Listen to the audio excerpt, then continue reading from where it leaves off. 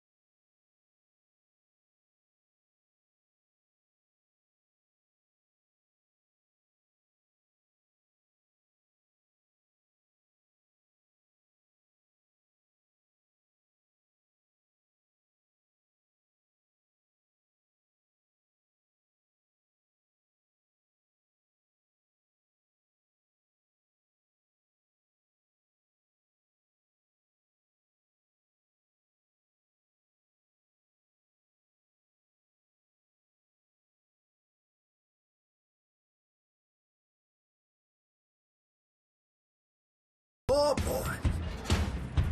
Jumbotrons. Diamond Vision. Not here. Not in Boston. Not at Fenway Park.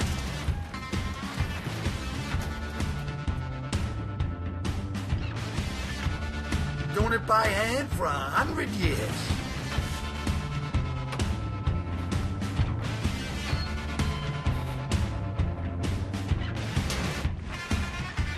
The Green Monster here at Fenway Park, right up there with the Ivy at Wrigley, is the most recognizable, unique feature in any Major League ballpark. The 100th anniversary of Fenway Park. Even got a camera inside the Monster.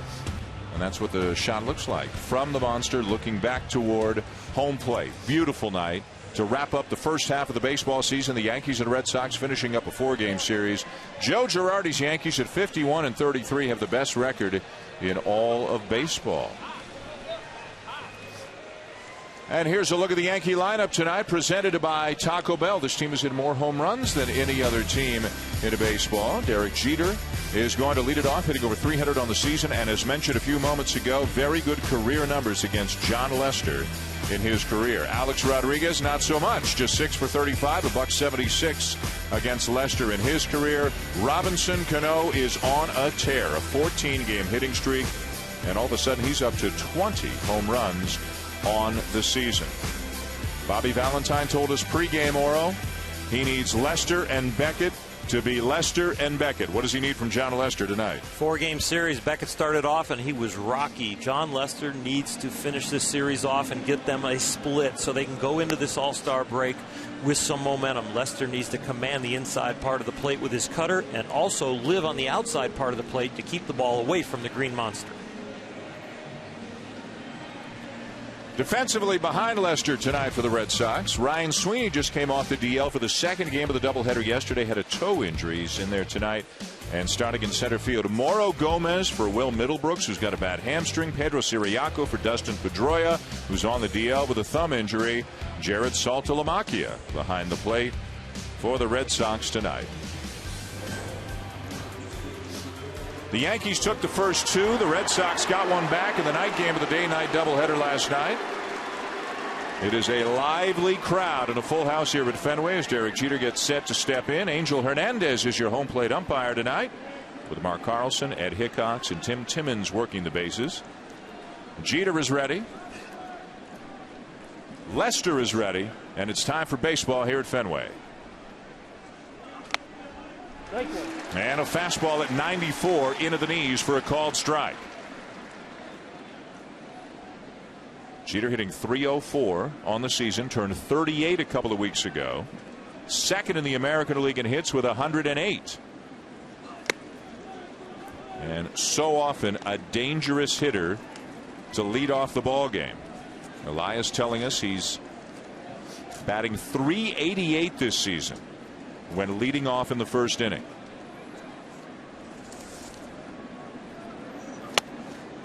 I've always felt that Derek Jeter knew that when starting pitchers come into the game, they don't have their complete rhythm. The old cliche, get them early, and he was one to jump on those early strikes, knowing that they won't be near the edges of the plate.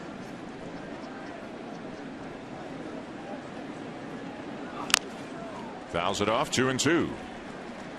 A big problem for the Red Sox in this series and this season has been how poorly they have pitched in the first inning of games. Lester has not really been an offender, but overall, you can see Lester's numbers are very good, but overall the team with an ERA of over 6 in the first inning. Beckett gave up 5 in the first inning Friday night. Jeter's going to up those first inning numbers a little bit with a base hit to get it started. Point, how many times have we seen him do that? Over and over and over. The thing about Derek Jeter also is he's such a good fastball hitter, and you need to get the ball in on him to get him out. And those are two things that pitchers do not do very well early in the game. They don't pitch in very well early in the game because they don't go to their breaking ball very early in the game, and so he feasts on that fastball away. Continues to climb up the hit charts, now approaching 3,200 in his career. He's aboard to lead off the ball game, and here's the number 2 hitter, Curtis Granderson, 4th in the American League with 23 home runs. First pitch swinging, he fouls it back. And this is not your typical number 2 hitter. He's not thinking about bunting. He's not thinking about hitting the ball the other way. He's thinking about hitting that ball in the bullpen. He does strike out a lot, as you can see, but one of the areas he's made major improvements in the last couple of years, hitting left-handers. Facing a tough one tonight in Leicester.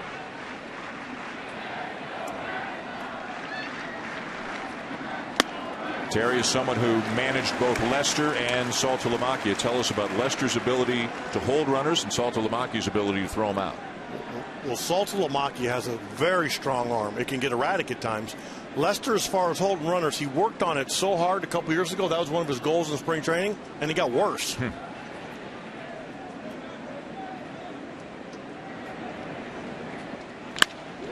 Granderson with a base hit into center field. And the Yankees have 2 men on with nobody out to start the game. Keep in mind, they scored 5 in the first inning Friday, 4 in the first inning in the first game of the doubleheader yesterday, 3 in the first inning in the second game of the doubleheader last night. And again, this is a Yankees team. They do not play for 1 run. I mean, they're going to go up there and they're going to try to put a crooked number up, just like they have the past few days. Here's Mark Teixeira. He's had some big hits in this series. A 2-run triple Friday, a 3-run homer last night. Batting from the right side against the left-hander Lester. Down and in. Good stop by Saltalamacchia. Ball 1. The Yankees, as mentioned, have done a ton of damage in the first inning. More than half of the runs they have scored in the series have come in the 3 first innings.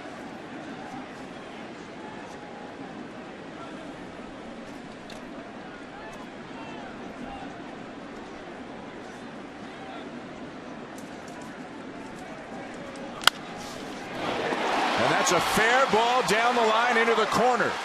Jeter will come in to score. Granderson's going to be held at third on a double by Teixeira, and the Yankees have a first inning lead again.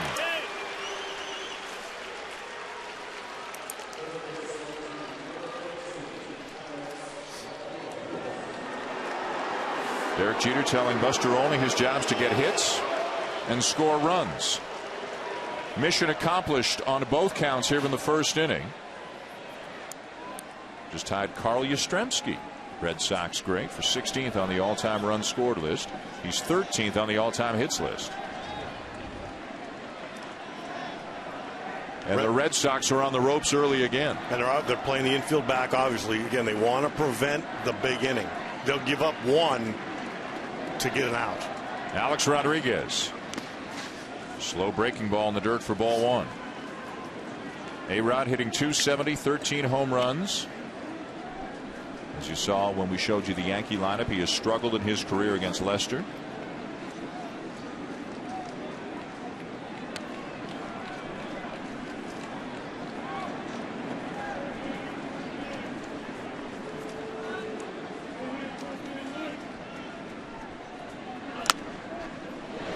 And an 0-2 count, or a 1-1 count, excuse me, on Alex Rodriguez.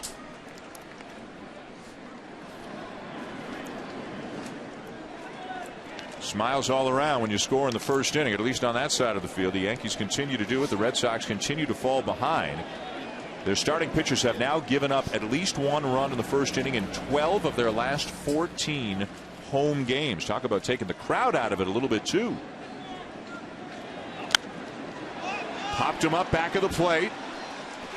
Saltalamacchia to the screen, and just a foot or so away from having a play as it hit right off the top of the screen. So A-Rod still up there. Alex caught a break right there for that ball. It's very close confines here. There's not a lot of foul territory behind Saltalamacchia there, so in a lot of ballparks that's an out, but not here. Jeter singled. Granderson singled him to second. Teixeira doubled in a run. Second and third, nobody out, and a 1-2 count on Rodriguez. Infielders back, outfielders straight away. Lester's going to take a shot to get a strikeout right here. Salty's going to have to bounce, block the ball. Instead of fastball, and it's popped up again. And caught in fair territory by Adrian Gonzalez for the first out of the game. And that's the one area where the Yankees have been struggling all year, is picking up runs when they're in scoring position. Yeah, amazing they've scored as many runs as they have, considering they're last in the American League, hitting with runners in scoring position. They got one such hit already tonight by Teixeira, but A-Rod pops up, and that'll bring up the hottest hitter the Yankees have, Robinson Cano. And this is going to be a fun matchup. Robinson Cano is one of the premier hitters in the league, and he's hot against a really tough lefty. This is a fun matchup to watch. Took him a while to get going, but the numbers are getting big in a hurry for Cano. That 14-game hitting streak doesn't hurt. He will be the captain of the American League team in the Home Run Derby, the State Farm Home Run Derby tomorrow night that you can see here on ESPN. It seemed like he was at 6-7 home runs for a long time. Blink and he's got 20. The base runners, Granderson at third, Teixeira at second. And Cano takes outside, ball one.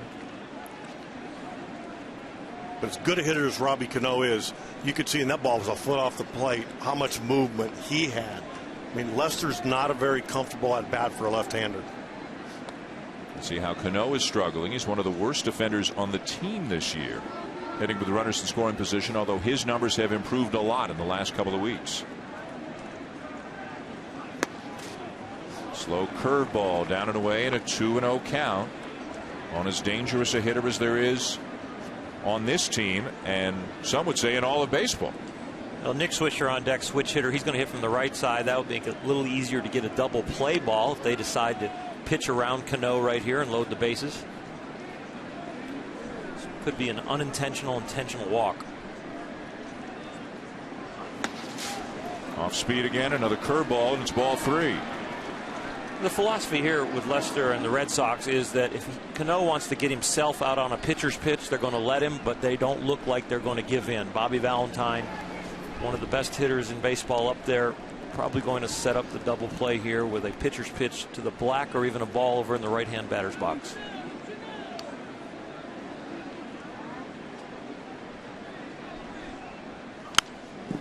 Green light by Cano, and he sprays it foul pretty close to where Swisher was standing in the on-deck circle. He wouldn't have been smiling if that hit him. Nope. That gets the blood flowing, doesn't it? He's ready to go now.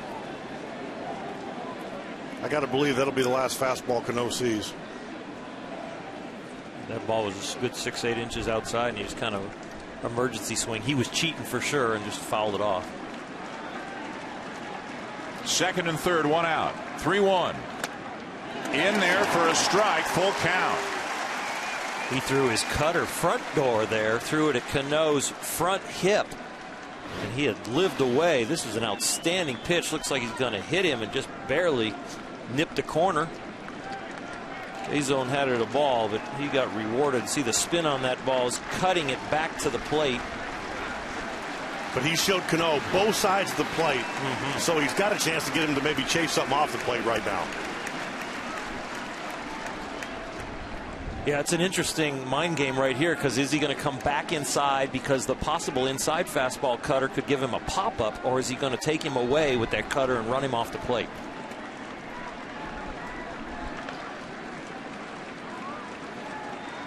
Three-two. Left it high, ball four, and the bases are now loaded.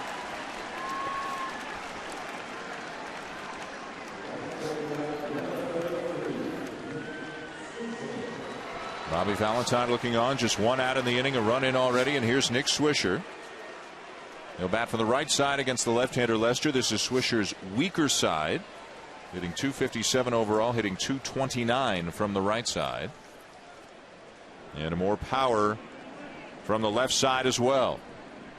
Higher slugging percentage, 41 of his 50 RBIs coming while batting left-handed. Obviously has had more chances, but all of his numbers stronger from the other side of the plate.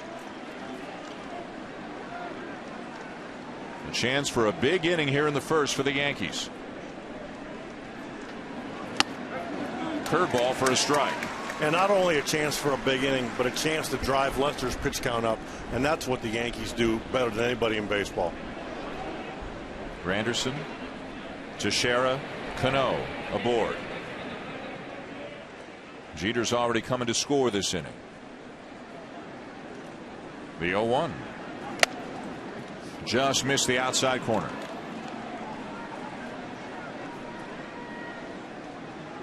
Jeter lined one into right field for a base hit. Granderson lined one up the middle. All the hits have been well struck. Teixeira hit one sharply over third into the left field corner.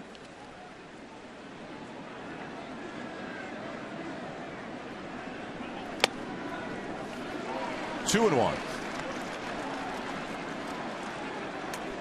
John Lester threw two-seamers away, trying to keep the ball away from Swisher and make him think about pulling the ball into the green monster, but make him roll over for a double play.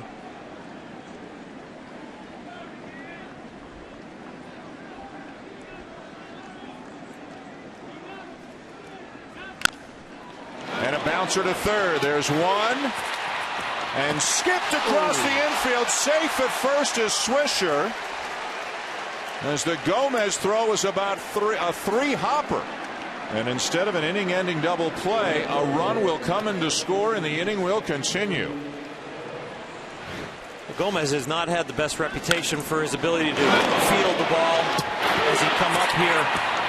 And he's been known for his bat. And right there, he is just squeezing that ball. He made a couple nice throws yesterday, but it's hard when the adversity comes your way. Johnny Lester made the pitch, got the ground ball he needed, but did not get what he wanted from his fielder.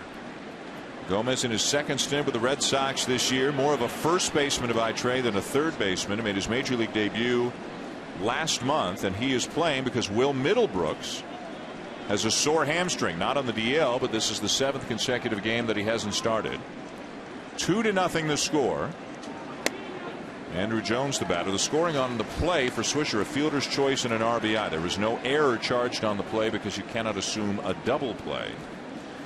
And here's Andrew, who revisited the fountain of youth yesterday, hitting 2 home runs in the day game of the doubleheader and another one at night.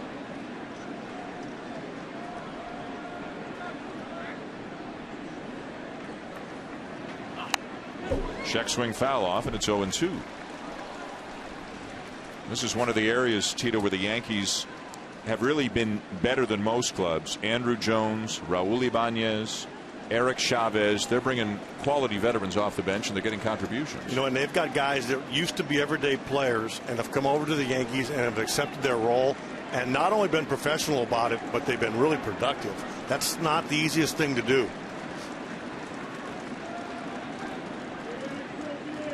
Lester set. And the 0-2. Way high. And John Lester's approaching 30 pitches this inning. I know I just said it. The Yankees are so good at that. They get you in that bullpen before you want to get there, and then they make you pay for it. Threw over 30 pitches in the first inning of his last start Tuesday at Oakland. Outside. You know, the interesting thing is not only going to be the pitch count, but how he reacts to the adversity of this first inning. A lot of focus going on Josh Beckett and John Lester as the aces of this staff, and one of the reasons they're only one game above 500 so far this year is the inconsistencies of these two men.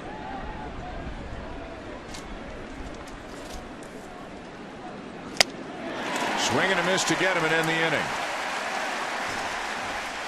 But Lester gives up 2. And the Yankees have an early lead for Ivan Nova as he makes his way to the mound.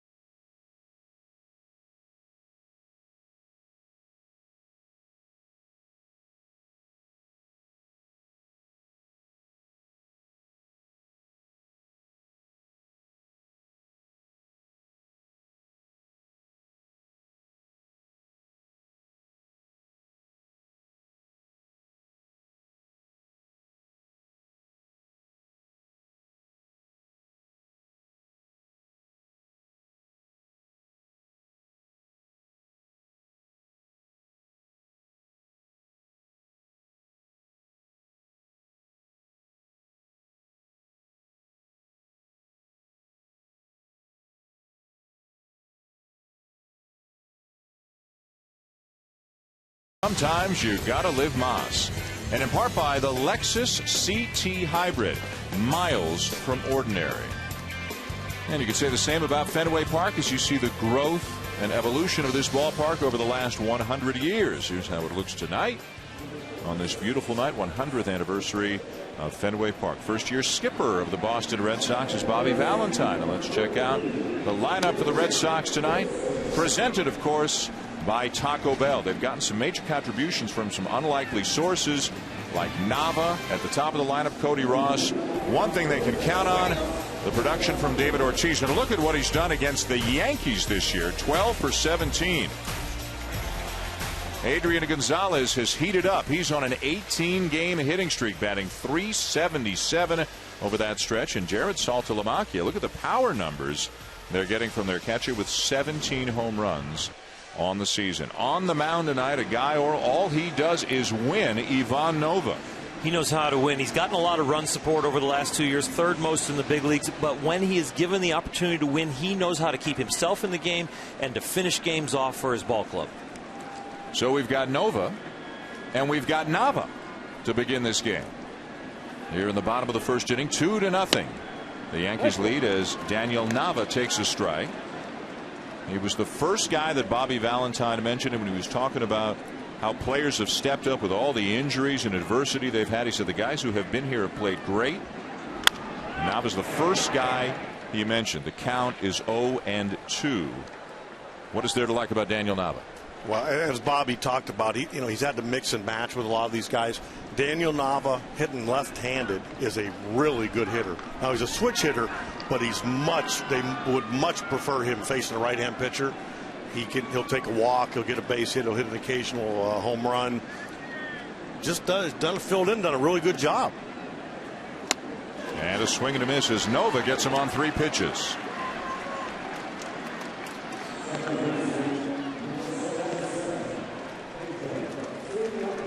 Now Pedro Siriaco getting a big ovation here in Boston. 26 years old from the Dominican Republic. Spent a little bit of time with the Pirates each of the last 2 years. Dustin Pedroia back on the DL. Siriaco, all he did last night in the second game of the doubleheader was have 4 hits. Went 4 for 5 in the game and became an instant favorite here in New England. Good curveball.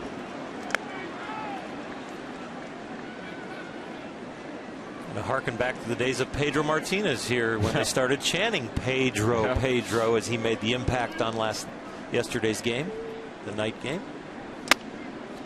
Dustin Pedroia, the man that Siriaco was replacing, is back or is on the DL. Had a thumb injury that he missed about a week for. Came back, played through it, was just starting to hit better and really get healthy when he suffered another thumb injury in a different spot on his thumb.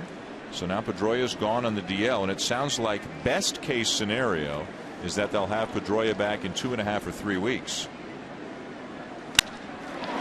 Sharply hit and off the glove of a diving Jason Nix out at second, and Siriaco's got himself another hit. Kind of a feel-good story, but this kid's hitting 300 in AAA, and here's a good swing. We're going to see, this fastball on the outer part of the plate, stayed on it, got the barrel to it. Look at his head. Every time you see a good swing, you see eyes on the ball. So the Red Sox down 2-0, have a base runner with 1 out here in the bottom of the first, and here's David Ortiz. Look at the numbers for him. Hitting for average, hitting for power, the OPS over 1,000. And demolishing Yankee pitching this year. 12 of 17. And a strike from Nova. And the way Ortiz is swinging, Siriaco is in scoring position right now. David has taken more good swings this year. He's on balance against right-handers, left-handers, doesn't matter. Partial shift on. The infielder's playing him to pull. Runner is going. Pitch taken for ball 1. Throw down. Not in time. Jeter surprised by the call. So is Chris Stewart, the catcher. Siriaco steals second, and here comes Joe Girardi. From up here, he looked out unless Derek missed the tag. But Derek looked very nonchalant after making what he thought was the tag that he thought he was out for sure. I'll tell you what, that was a nice transfer from Chris Stewart. That's quick. That's quick real hands. quick. Hard to tell from that look. Hopefully, here we go. Oh, yeah. He's safe. Very nice call. He was safe by a lot. Good call by Ed Hickox out at second.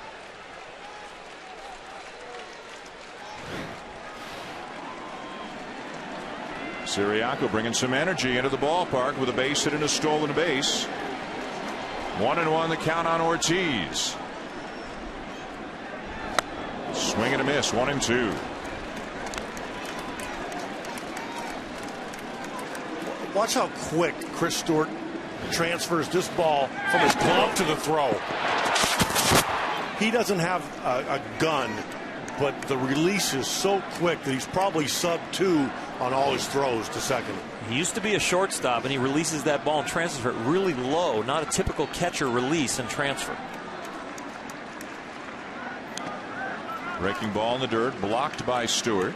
Well, most catchers bring it up around their ear as they come out, but he really has very fast feet and really transfers the ball down around his waist, around his belly button, and then just really gets it down to second base in a hurry, almost like he's making a turn at second base like a shortstop. Russell Martin has not been hitting since the early part of the season. Chris Stewart, a good defensive catcher, getting a little bit more playing time as a result. 2-0 Yankees, bottom of the first. And the 2-2 to Ortiz. Curveball low, a full count.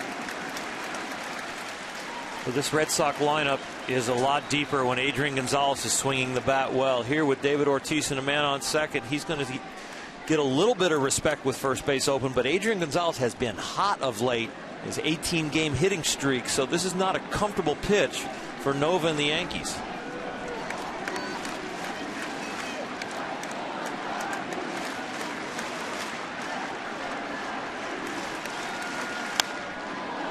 Protecting by chasing a ball up above the belt, still 3-2.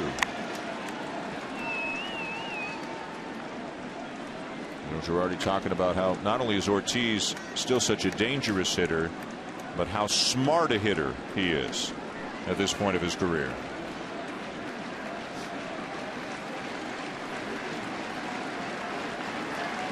Yankees have taken 2 of the first 3 all time in this ballpark. The Yankees have won 460 and the Red Sox have won 460. Pulled foul, scattering his teammates on the first base side of the field. And he's got that long backswing that every once in a while clips a catcher.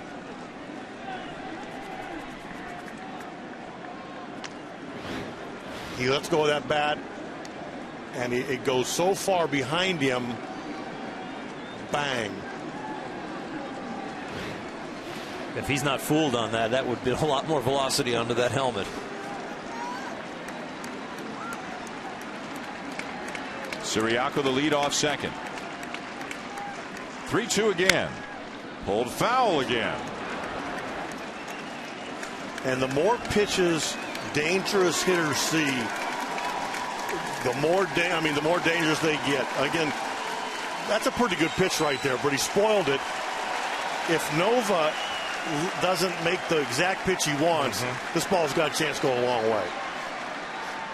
This is where you've got to take David Ortiz's aggressiveness if you're Nova and figure out he's swinging. He wants to hit. I probably need to throw him a ball in a place where I think he'll miss it. And I don't care if I walk him. And he did walk him.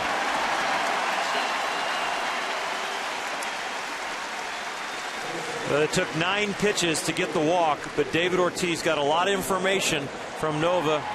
From the 1-1 count, he's trying to find a way to get him out even though first base is open, and then he's working the inside part of the plate with his breaking ball and then goes away, goes hard up right there, and then 93 in. That breaking ball right there, that pitch set up the walk, because the pitch before the 3-2 walk was a pitch that most hitters would miss if they weren't locked in. So Ortiz at first, Siriaco's at second, 1 out. 2 runs in for the Yankees in the top half. Adrian Gonzalez up as the Red Sox threaten in the bottom half. Chased a breaking ball, and it's 0-1 on Gonzalez, who enters the game on an 18-game hitting streak. Still not hitting for power like he has in the past, but piling up the base hits. Has never had one against Nova. As you can see, 0 for 8. Boy, it is shaping up at the outset to be a typical Yankee Red Sox game here at Fenway.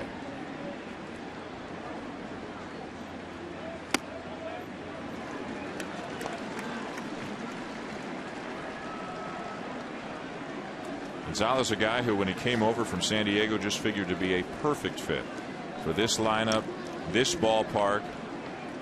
This year, as you can see, has not gone the way that last year went, as you compare his numbers through the first 85 games.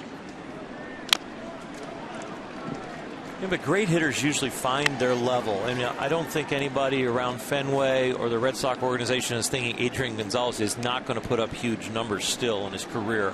I think they're just waiting for him to bust loose, and this is the beginning of it.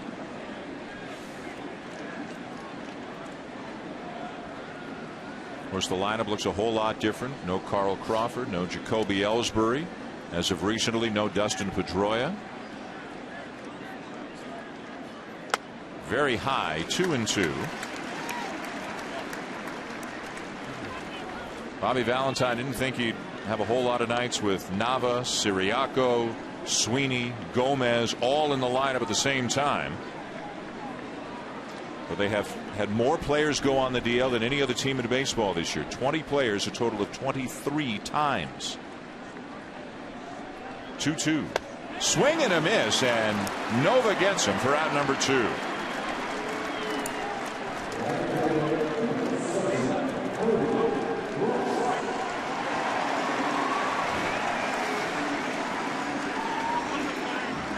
That's a breaking ball down and in. Remember, David Ortiz fouled this breaking ball off before he got to another 3-2 pitch that he got the walk. Nova went right back to the same place he's attacking these lefties, down and in with the breaking ball, and he got Gonzalez to swing over top of that one. So Nova trying to battle out of it. Something that he has gotten good at. He has gotten big outs, gotten out of jams. Here's Cody Ross, who takes high ball 1. Ross spent about a month on the DL with a foot injury, but when he's been in there, he's been awfully productive. 197 at bats, and he's got 13 homers and a total of 28 extra base hits. A big reason why the Red Sox, even with all their injuries, are second in the American League in runs per game on the season, behind only Texas. Ooh, that one slipped out. 2 balls, no strikes. And as we were talking about Adrian Gonzalez having a left-handed swing that's a perfect fit for Fenway, Cody Ross has the perfect fit for a right-hand hitter. He's a pull hitter. He's got a loft to it, and that wall is perfect for him. The guy best known for his performance with San Francisco a couple of years ago, winning NLCS MVP. He's got some pop, and he loves to play. He loves to come to the ballpark.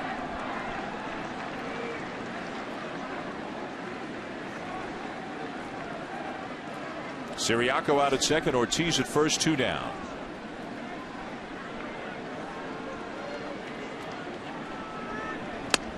(2-0) curveball, Oral. Well, he's not going to give in. He knows Cody Ross is a very good fastball hitter, and he has a pretty good feel for that curveball here early in the game. He attacked Ortiz with it, he got Gonzalez out with it, and now he's using it to a righty with Cody Ross.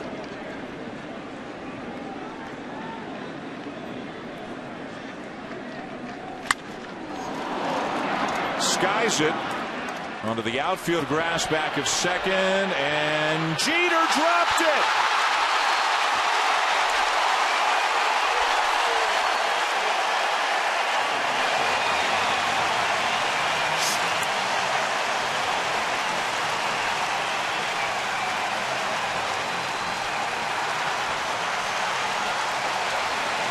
Well, I'll tell you, he just dropped it.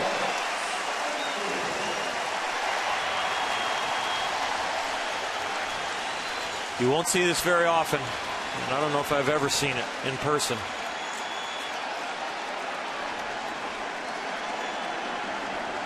I don't think anybody, including Nova, has ever seen it.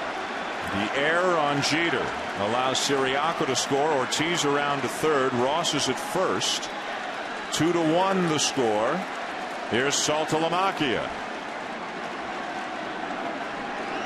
Orel as a pitcher, how tough is it on a play where 99.9% of the time it's an out? How tough is it to regroup and face a dangerous hitter? It's a little easier when it's Derek Jeter, because you can remember all the times he saved you runs and saved you, and now it's your time to pick him up. It's a little harder when it's a fielder that is not very consistent.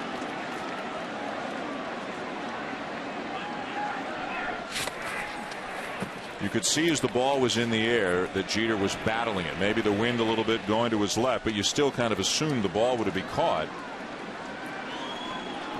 The wind is not that strong, and I don't want to make excuses for him. It's just it hit him on the heel of the glove this time. 1 out of maybe 1,000. Second game of the doubleheader last night. Jeter went 0 for 5 and committed an error after he had 3 hits in the day game. We've seen him make over-the-shoulder catches running towards either left fielder or the center fielder. We've seen him go crashing into the stands. We've seen him make relay plays that he shouldn't have been in the area. He just botched a routine one. Bouncer to second. Nix on to first, and the inning is over. But the Jeter error gives the Red Sox a run. 2-1 Yankees at the end of 1.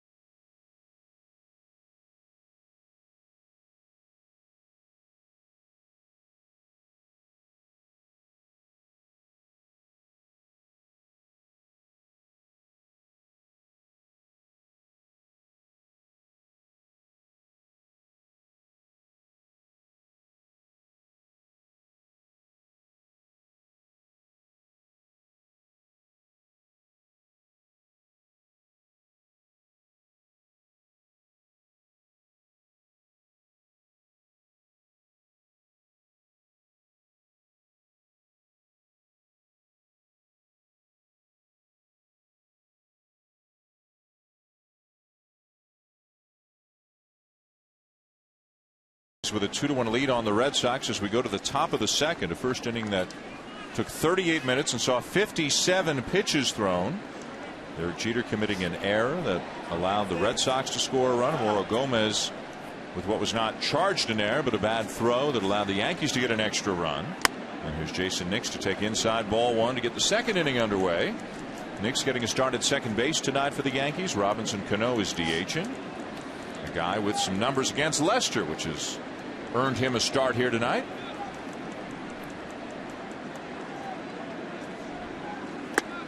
Takes outside quickly. 2-0 on Nix with Chris Stewart to follow, and then back to the top of the order for Jeter.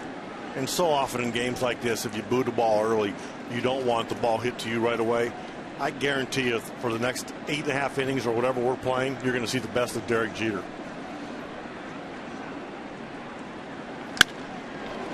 Lined into left center, a base hit. Cut off on the edge of the track by Nava on his way into second, and in there ahead of the throw is Nix with a leadoff double.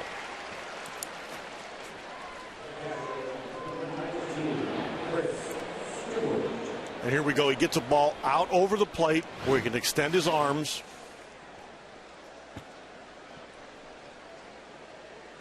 And again, look at the head. Every time we talk about a good swing. Now, in the first inning, we talked about the Yankees playing for a big inning, and Nava struggling there a little bit. We talked about the Yankees playing for a big inning. Would not be surprised to see him try to move the runner in this situation, though. And they're creeping in on the corners for the Red Sox. Stewart does show bunt, pulls the bat back, and it bounces off the foot, it looked like, of Saltalamacchia over near the dugout. Well, that was a cross-up as far as the signals. The man on second right there, Salty and John Lester, got crossed up on what pitch was called. You can see he threw a cutter, and Salt's thinking of fastball. Well, yeah, you're exactly. He kept the glove up. That can't be a good feeling. No. And that was, some people might think at home because the bat was out front and the bunt attempt was that he blocked him out, but there was no way that bat was in the way of his eyes. His glove was completely in the wrong place. These teams play each other so much and they change signs so frequently, sometimes they cross each other up. So the pass ball allows the runner Nix to move to third. That brings the infield in for the Red Sox here in the second inning. And the 1-0 to Stewart. A swing and a high fly ball to left center field. Nava now coming in a couple of steps. Nix will tag. Here he comes. The throw through on a bounce hits the runner. And safe at the plate on the sac fly is Nix. The Yankees lead 3-1. And you know what? He made a good throw. In fact, he might have had him. It just hit the runner as he's sliding. This ball's probably in time. And Nava has a strong arm, and he's trying to have a little redemption from bobbling that ball to allow Nix to get to second. When he stroked it there into left center, he gets a nice job getting behind it. Strong arm. The tail almost brings it back to the middle of the field, but just gets over there where it goes off the elbow of Jason Nix. The Yankees with 2 in the first, 1 here in the second, 1 out, nobody on now for Jeter, and he'll try to atone for the error with another base hit. Jeter now 2 for 2. So many things since the pop-up that shows you that Derek Jeter is so sound mentally. I mean, he was kind of grinning on his way off the field of the third out. He gets to the dugout, and our Buster Only is down there and said that he nodded to Nova, and Nova nodded back like, thanks for picking me up, big guy, and getting that last ground ball. And now he comes back and gets a base hit right away.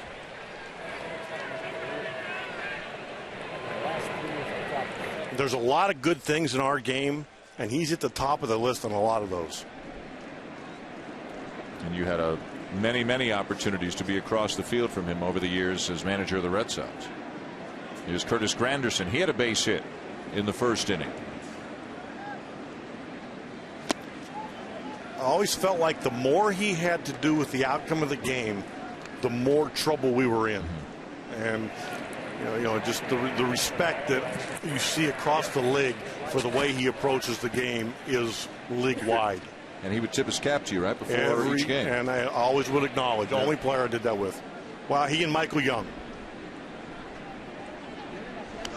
Granderson gets hit.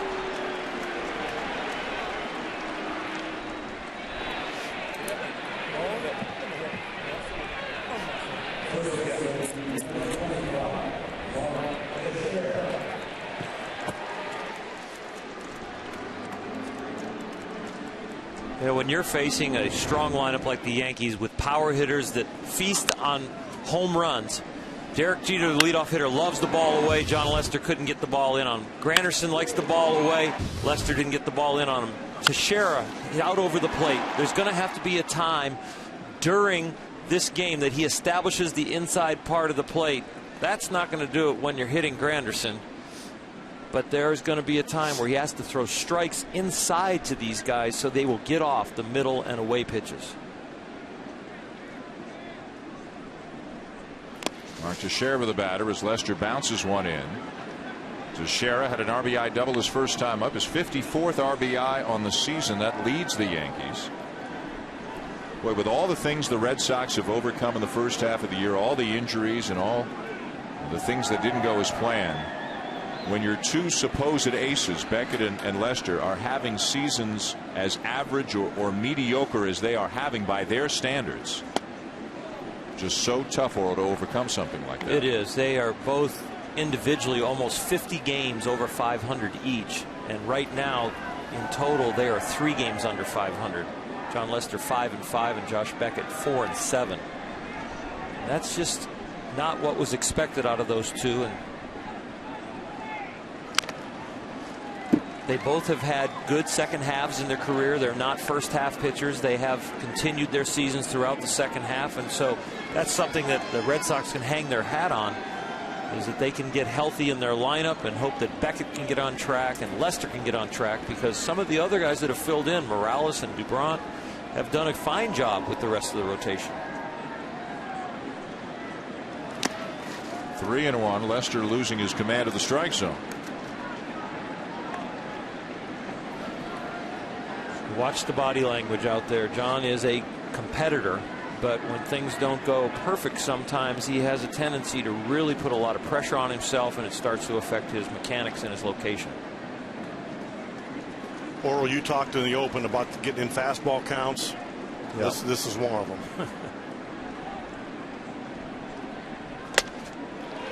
Fastball over the outside corner, 3-2. Yeah, so much about backing yourself into counts 2-0, 2-1, 3-1, and then you're facing a home run hitting lineup like the Yankees. You're going to need some secondary stuff to get them off the fastball in those counts, or they're going to hurt you. A run in to make it 3-1, 2 on with 1 out. Got him over the outside corner, 2 down. Well, 2 nice pitches right there to prevent some damage so far by John Lester. The fastball away to get him to the 2-strike count, and then he uses that cutter where it looks like it's going to be away, and he brings it back onto the outside corner right there. And K-Zone had it a little wide, but he got a little respect from the home plate umpire Angel Hernandez, and he got the call. And you're right. Sometimes you follow the glove enough, and you hit the glove, and you'll get a couple inches off the plate. So with 2 down, here's Alex Rodriguez, who popped up with runners at second and third and nobody out last inning. Getting another chance to do some damage here. Takes inside, ball 1. And now Saltalamacchia out to the mound. And what this is here is, with Alex hitting, they want to change their signs so often. They don't want to give these guys an extra opportunity to hit and maybe know what's coming. Because of the presence of the runner out at second? Yeah, these guys are so good at a lot of things. Jeter's out there at second. Granderson's at first. 2 down.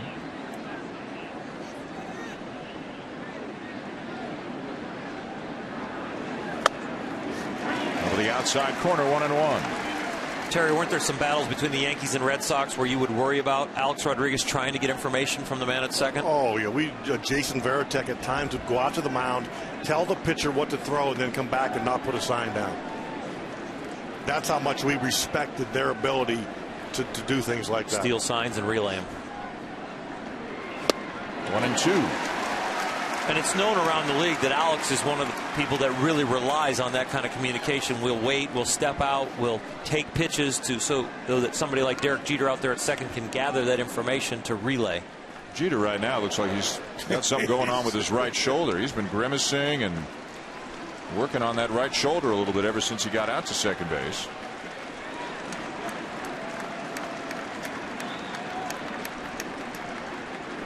The 1-2. John Lester doing a good job right now getting the ball in on Alex's hands. We talked about you can't let these Yankees extend their arms, and he's made some quality pitches to Alex Rodriguez. One of the few righties he's been able to get the ball in there for a strike and in off the plate. But he's up to 47 pitches already. You know, that again, it doesn't bode well for getting late into the game.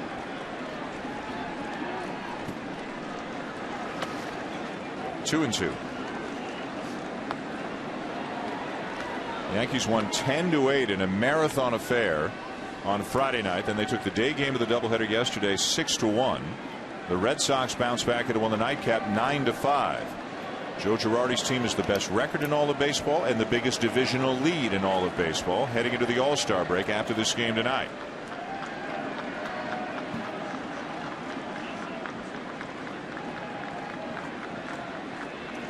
The 2-2. In the air, shallow right. Cody Ross inning over. One more for the Yankees. 3-1 going to the bottom of the second.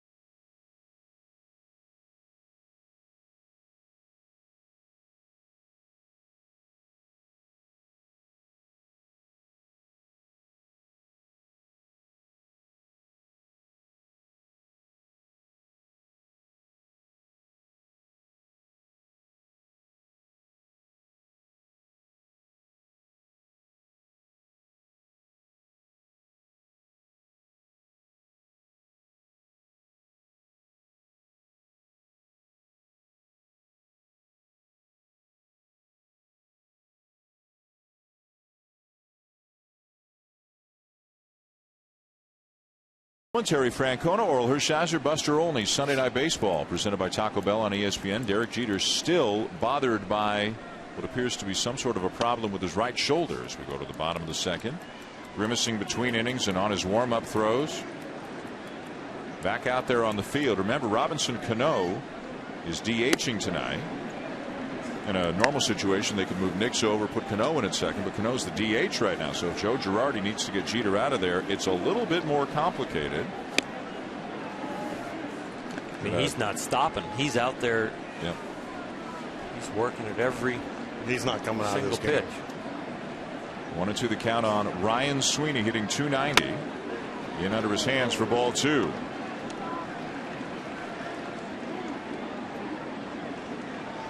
Sweeney, Mauro Gomez, and Mike Aviles coming up for the Red Sox this inning against Ivan Nova.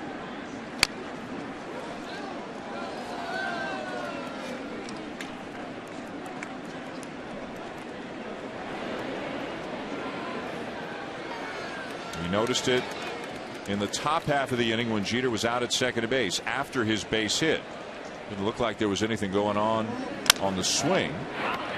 As that pitch is pulled foul. No, you're right. I mean, it was a normal talking to the first base coach, and then once he got to second, and then when he got back in the dugout, you can see him, you know, kind of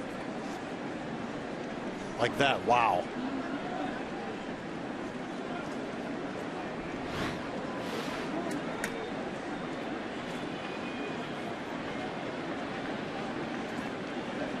I'm just trying to think back. There was nothing out of the ordinary As Sweeney is called out on strikes. He thought that ball was outside, and I think when we get a look at a replay, he might have a case. I think K-Zone is going to agree with Ryan Sweeney.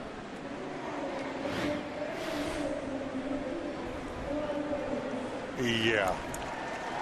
That's tough to hit. It's one of the wider ones we've seen. We've seen a couple balls to Mark Teixeira, a little outside, and he got the call. And that one really never made it back to the plate at all. Angel Hernandez with a liberal strike zone in the early going. Third strikeout for Nova. And here's Gomez, who is 8 for 19 since getting called up by the Red Sox. He's driven in 3 runs. Spent some time in the Texas and Atlanta organizations, but never in the big leagues before this year as he fouls it back. You know, as many configurations as the Red Sox have had to use in their lineup, they're still second, third, fourth in most of the offensive categories. Some of these guys like Nava, Scott Posednik, I mean, they've done great. They sure have. They're second to Texas in runs per game. I think 5.0 and Texas 5.2. If you didn't look it up, you would guess the Yankees have scored more runs than the Red Sox this year. The Red Sox are second in the league, and the Yankees are fourth.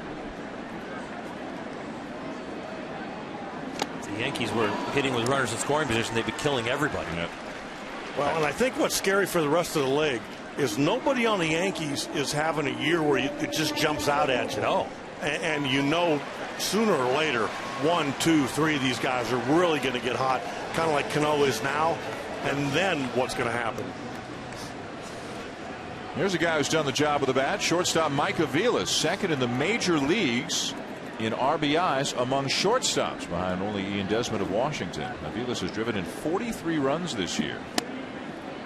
And he'll look at a strike of the knees. Carl Crawford is in the ballpark tonight. Rehabbing from injury, has yet to play a number of injuries this year. He took some fly balls off the Green Monster and was throwing into the cutoff man this afternoon. Also watched him take some batting practice. He was peppering that Green Monster with his left-handed swing. Started off recuperating from wrist surgery, then suffered an elbow injury, then had a setback very recently. A groin injury, rounding second on a rehab game.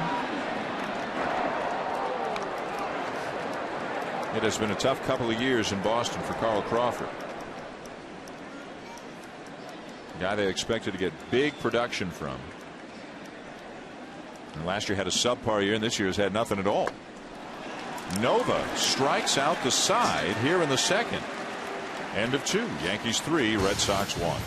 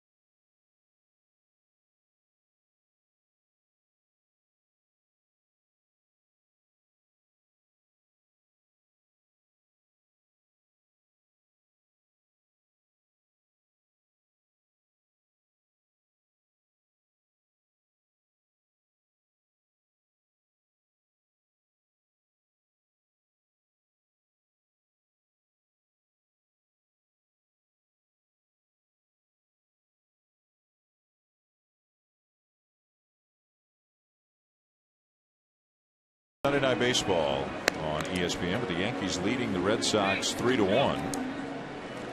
And we have changes here at Fenway Park. It's got nothing to do with Jeter and whatever's bothering his shoulder. Nick Punto is into the game at third base for the Red Sox. Mauro Gomez has gone across the diamond to first base, so Adrian Gonzalez is out of the game.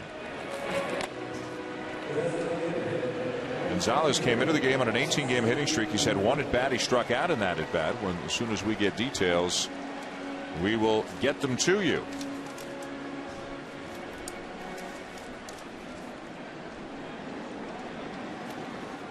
And just another concern for Bobby Valentine and the injury-riddled Boston Red Sox. Long term, we don't know why he's coming out. Short term, you got Nick Punto hitting behind David Ortiz. That makes it tough for the rest of the night on David. Yankees 3, Red Sox 1. Top 3, John Lester on the mound facing Robinson Cano, and he throws a breaking ball right over his head. Cano knows there was no intent there. Ball 1 to Cano, who walked in the first inning.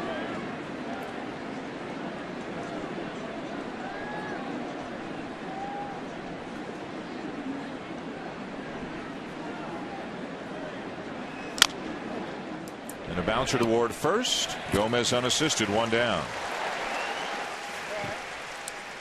Well, John Lester made his major league debut back in 2006, and people will remember he was diagnosed with cancer, beat cancer, came back in 2007, won the clinching game of the World Series against Colorado that year, threw a no-hitter in 2008, and has had a sparkling record of 81-39 in his career. This is a young man, Terry, that you managed for several years. You were there through all of that we just talked about, from his days in the minors, the cancer diagnosis, coming back and winning Game 4 of the World Series, the no-hitter.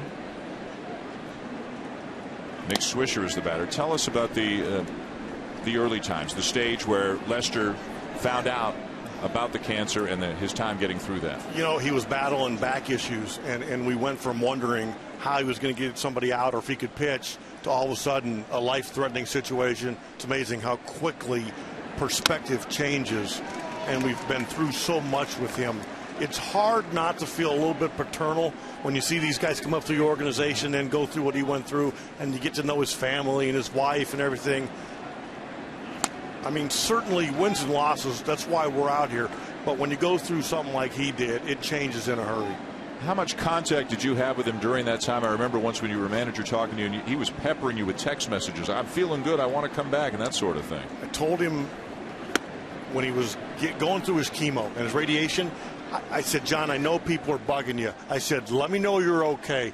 Every Wednesday at 12:15, I got a text, Tito, I'm okay. And it meant a lot to me. Yep. And what was it like for you? Let's fast forward to Game 4 of the World Series when he takes the mound in the game where you clinch. And then when I took him out of that game, I almost hugged him. I was so emotional. But what was even cooler now was the winter meetings. When he got the news he was cancer-free, we were up in the suite during the meetings, and I remember going back to my room just breaking down. It finally all came out.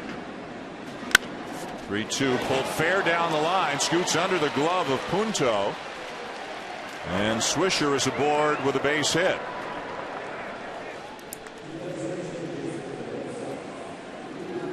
One thing that John Lester has been more than anything else since he got to the big leagues is a winner.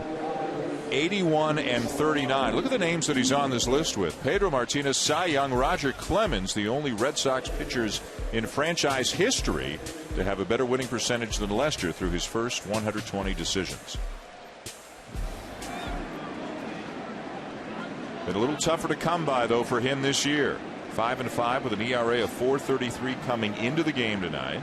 More hits allowed than innings pitched. The Red Sox are just 7-10 in his starts this year. The batter, Andrew Jones, now. Do you see something different fundamentally, Oral, when you watch Lester pitch? I really don't see that much, other than you just don't see the precision cutter inside to righties. And then he got a reputation, really, that he was throwing too many of them. And I don't think he was throwing too many as much as people wanted to see him own both sides of the plate, just not the inner half. That pitch right there, that two-seamer out away, if he can master that and then find that cutter that he had, and I don't want to say in his prime, but when he was doing most of his winning earlier in his career, he would be one of the more devastating aces in the league with those two pitches. when he has both of those going, as a hitter, you got to pick one or the other because you can't hit both. Jones struck out his first time up. He pops one up in a very shallow left field. Aviles backpedaling, settling underneath, and making the catch. 2 down.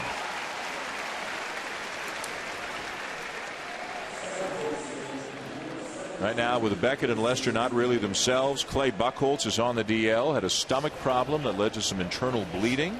They're going to get him back out of the All-Star break. You know, you come into a season, you know this better than anybody, Terry. You think, okay, this I'm not sure about. This I can count on. And Beckett, Lester, Buchholz probably fell into that. This is what I can count on things for Bobby Valentine. Hasn't worked out that way. No, and he kind of, you know, when we're having dinner or we're talking baseball, that old adage, when you think you have enough pitching, go get more. There's Buchholz. They hope to have him back first turn out of the break. And once around, they're going to go with 6 starters. Bobby Valentine wouldn't say yet who will come out when Buchholz goes back in. Jason Nix, the batter. As a manager or pitching coach, if you have to aggravate 1 or 2 of your starters because they're not pitching enough, that's a great problem to have. They've got Felix Dubron in the rotation, Franklin Morales in the rotation, Aaron Cook in the rotation right now.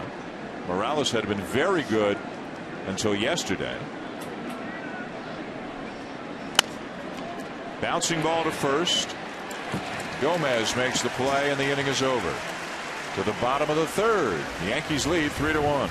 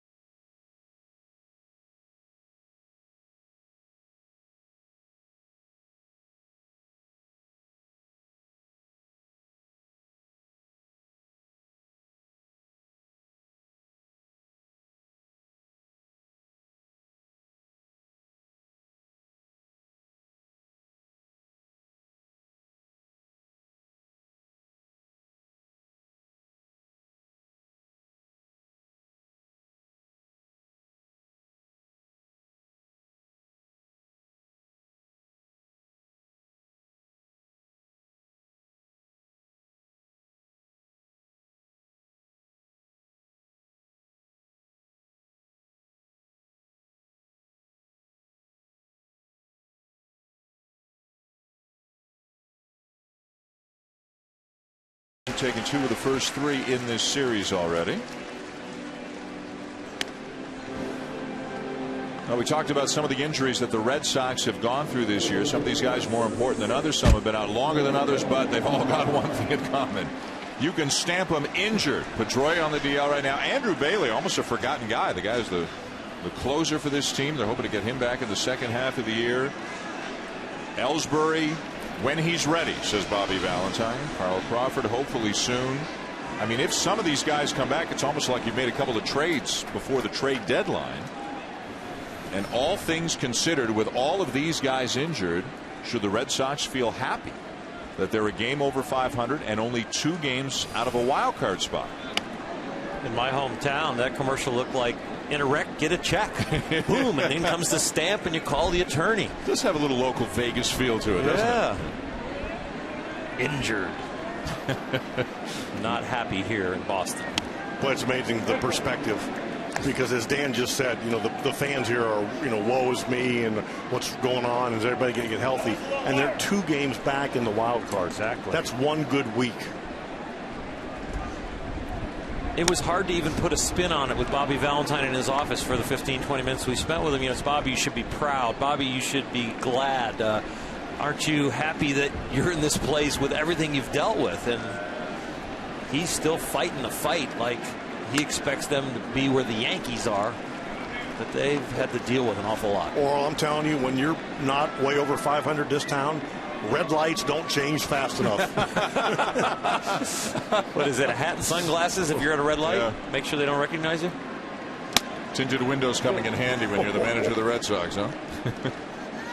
My first couple years up here, I thought I was a bad driver. Then I realized it was my managing. We're just honking at you. Get off the road. Actually, now that you bring it up, both. Yeah, it might have been both. Yeah.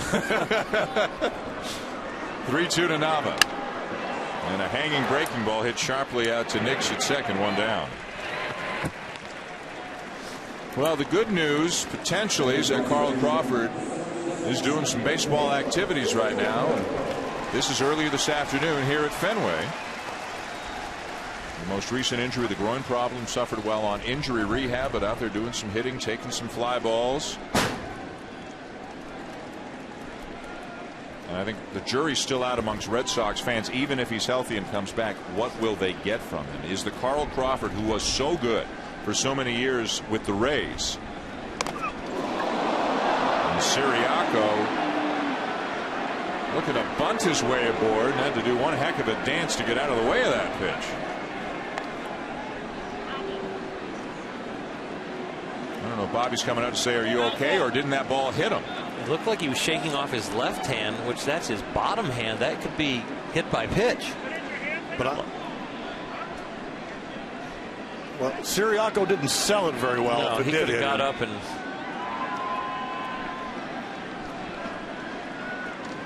It looked like he attempted to pull it back, but where he got hit, who knows? Put the bat first, and that hit him. Yep, got him down. There we go. And even if it didn't, yeah, it did hit the bat first. Yeah. He was shaking his left hand because of that jar coming down and bracing his body falling. So just a strike on Siriaco. And he chases a slider away, and it's 0-2.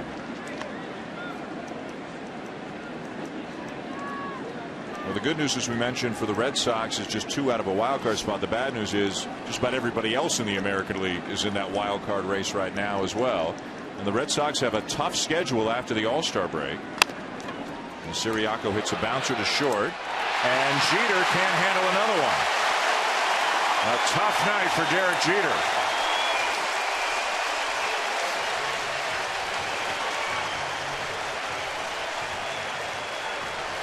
And he comes in, and he just on the exchange, going from glove to hand, just doesn't get it in his hand. Well, Siriaco's speed also. Derek knows he needs to make a quick exchange, kind of a do or die exchange right there, and it was graded a hit here in Fenway, and not because of Derek's handiwork right there, but Siriaco's speed. So Siriaco 2 for 2 tonight with a couple of infield hits, 6 for 7 going back to the beginning of the nightcap last night. He's already got a stolen base in this game, and here comes Ortiz, who walked in the first.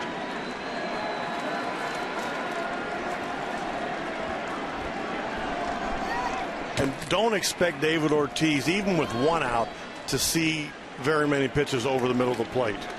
With the lack of Adrian Gonzalez being behind him right now, that changes significantly how they're going to attack David. There's Punto loosening up in the on-deck circle right now. Outside, ball 1.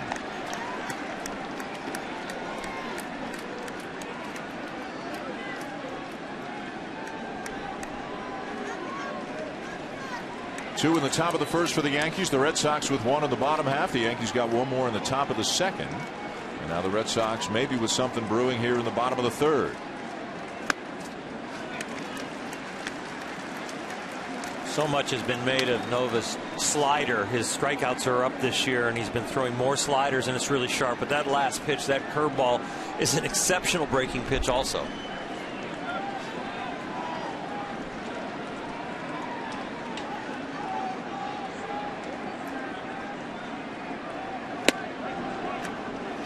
Curveball for a strike. 2-1 on Ortiz, who, as we mentioned a little bit earlier, has done some pretty intense damage against the Yankees this year. 12 for 17, and he's also walked 7 times. So 24 plate appearances. He's been on base 19 times. What knucklehead pinch hit for him. Different time, different circumstances.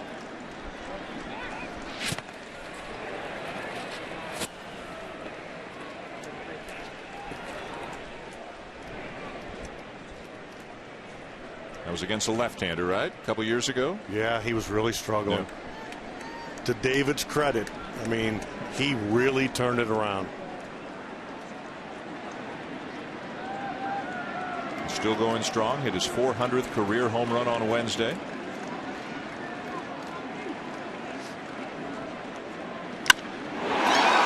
Drills the ball toward the monster. Siriaco getting the wave. Into second, safe for Ortiz as the run scores. 3-2.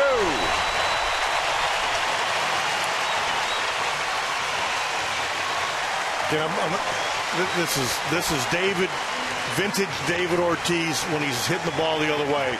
Surprised he got a ball that catches this much of the plate.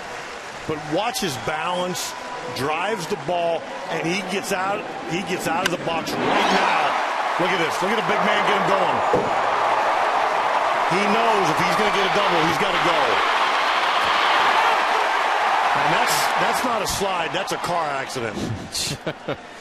3 great things happen for David. He drives the ball off the wall. He's safe at second, and he looked over his left shoulder when he got to second. He saw Siriaco score, and it was great because what a great read he made on that ball. Here's Punto.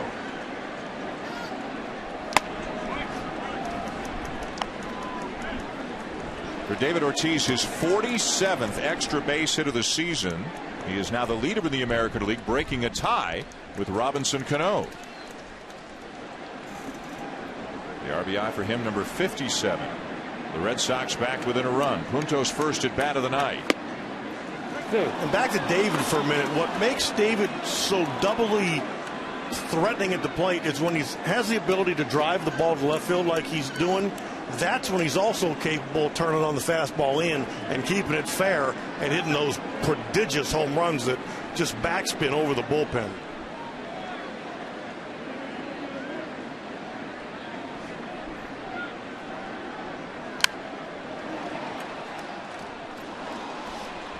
We're in Boston with all these universities, and Tito's now saying prodigious. I used it last week too. Yeah, what was it? It was in a crossword puzzle. Punto getting his first at bat, came on in the spot of Adrian Gonzalez. It was a defensive switch as he went into third, Mauro Gomez to first. And still waiting for some kind of report from the Red Sox about what it was that caused Adrian Gonzalez to leave the game.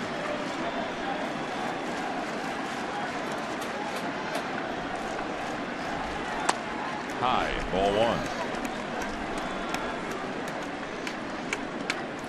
1. Nova is very good with runners in scoring position. He really bears down. This year they've hit him for more power. They've set the table a little bit more often, higher average, but he's still the same guy when it comes to winning and losing and bearing down in key situations.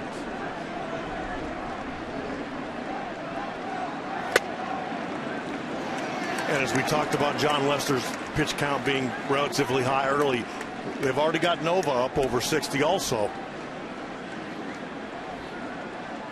What is it about these Yankee Red Sox battles and pitch counts? They just grind everything out.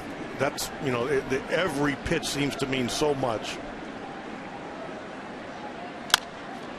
Punto with a bouncer towards short. Another tricky play for Jeter.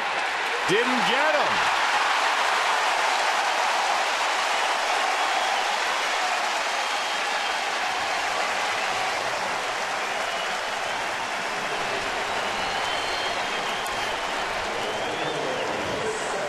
I'm not sure there's anything more that Derek Jeter can do. Nick Punto just got down the line. He did a little bobble there on the exchange, but it didn't seem like it would hurt him that much to make Punto safe. You watch the exchange right here. It gets into the glove, and I think he needs to make a reach in there twice. There's the second reach right there. And so often when a runner slides into first, the umpires call him out because they don't get a good look at it. That's good hustle. An infield hit for Punto. First and second, 1 out, 3-2 Yankees, bottom of the third. Here's Cody Ross. Reached on an error in the first inning. That was the pop-up that Jeter dropped. And he took a first pitch fastball in for a strike. Terry, is when you managed in these kinds of games, were they more mentally draining and exhausting than your typical game? Yeah, and you know what? I didn't ever notice how long they were until you getting ready to go home and it's 12:30. And everything's hey, where'd closed. everybody go? No, the games themselves are fun. I mean, there's so much talent on both sides of the field. I just thought it was the things maybe before the game and after the game and on the periphery that got a little exhausting. Like Oral and I coming into your office and asking you silly questions? Oral. Okay. 2-1 on Ross. But they are exhausting. I mean, and you know, the fans get into it, the media gets into it, the players are into it. It wears you out. This is the 6th of 18 games that these two teams will play one another this season. The Red Sox have not gone to Yankee Stadium yet. As hard to believe as that is, they'll play 12 games against one another after the All-Star break, including 9 of them, 3 separate series at Yankee Stadium. Remember Ron Gardenhire, the manager for the Twins, they played a 4-game series in New York, and then we went into Minnesota, and he goes, how do you do that many times a year? He goes, my team's exhausted and I'm exhausted. Hitters count. Breaking ball low, ball 4, bases are loaded. And here comes the pitching coach, Larry Rothschild.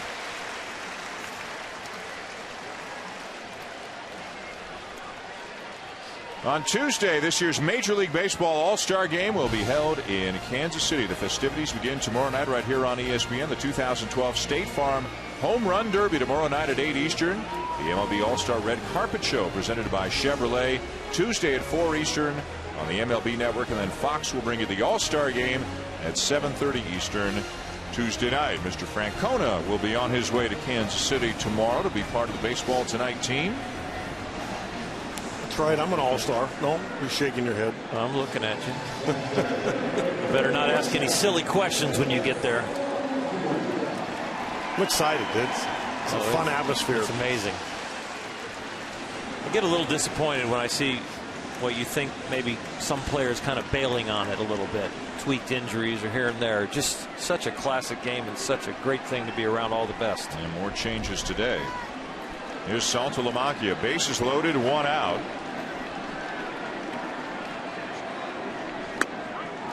And a strike taken. The Red Sox telling us Adrian Gonzalez left the game due to illness. That's the extent of the report that we're getting. Ortiz is at third. Punto is at second. Ross is at first. Saltalamacchia, a big threat. 17 home runs on the season. 0-2. And he's got 16 of them versus right-handed pitching. I mean, the combination of Saltalamacchia and Kelly Shopping actually lead the league in production for catchers. And there's the disparity between the numbers batting from the left side and the right side. Again, obviously a ton more opportunities from the left side, but far greater production on a per at bat basis for Saltalamacchia from this side of the plate. Great pitch by Nova over the outside corner for out number 2. Bases loaded, 1 out. Saltalamacchia knowing as a catcher what he might call would be a possible strikeout pitch, maybe something that Nova would want him to chase, but Nova comes right back and surprises him with a fastball outside right on the edge, and he freezes him. A couple breaking balls to get to that pitch and just locked him up with a strike.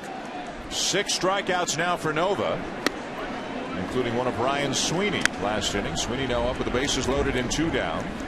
Sweeney caught looking in his first at bat.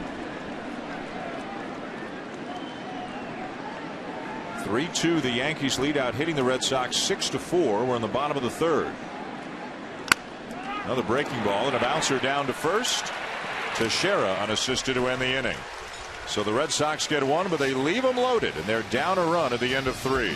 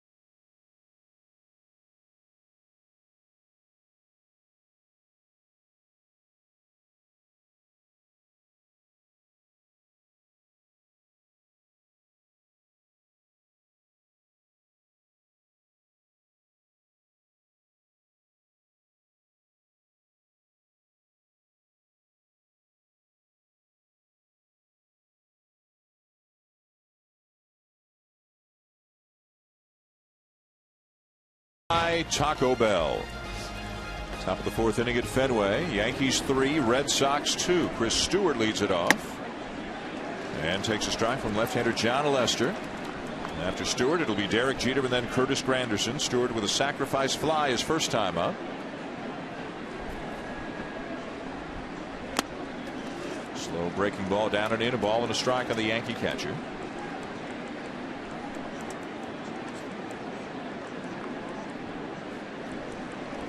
Lester's given up the 3 runs on 6 hits through the first 3 innings.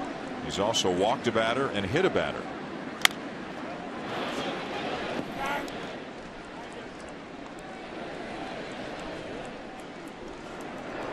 Good job giving it to the little kid, or maybe just keeping it away from the guy in the Yankee shirt.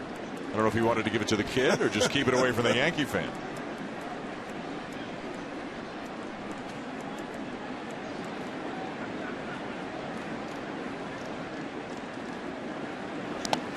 Terry, did you get a lot of advice from fans as you came back from the mound changing pitchers here?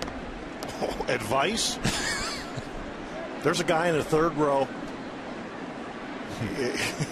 He's probably still here. He tormented me for 8 years.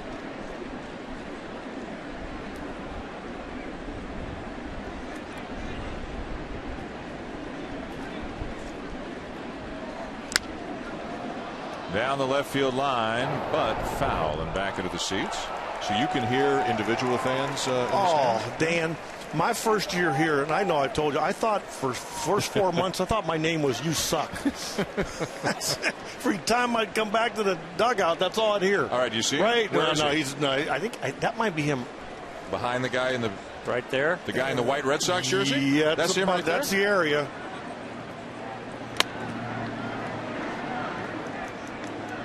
Where are you thinking, Terry? Left, right there. That may be him. In the Red Sox jersey? That's the general vicinity. This guy there? The guy in the white jersey right there.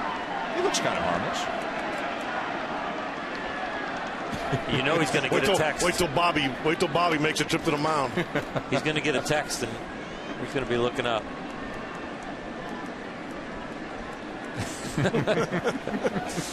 That's the new couple.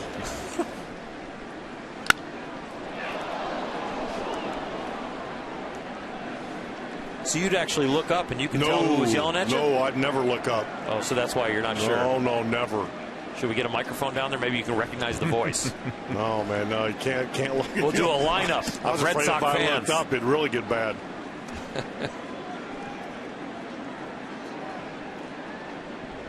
3-2 again. And a swing and a miss. Stewart is gone. Back to the top of the order now for Derek Jeter, who's already got a couple of base hits tonight. Single to right, single to left. And now with 3,198 hits, 13th on the all-time list. And there's some pretty impressive names ahead of him. Napoleon Lajoie is next on the list. And you saw the others that he will pass.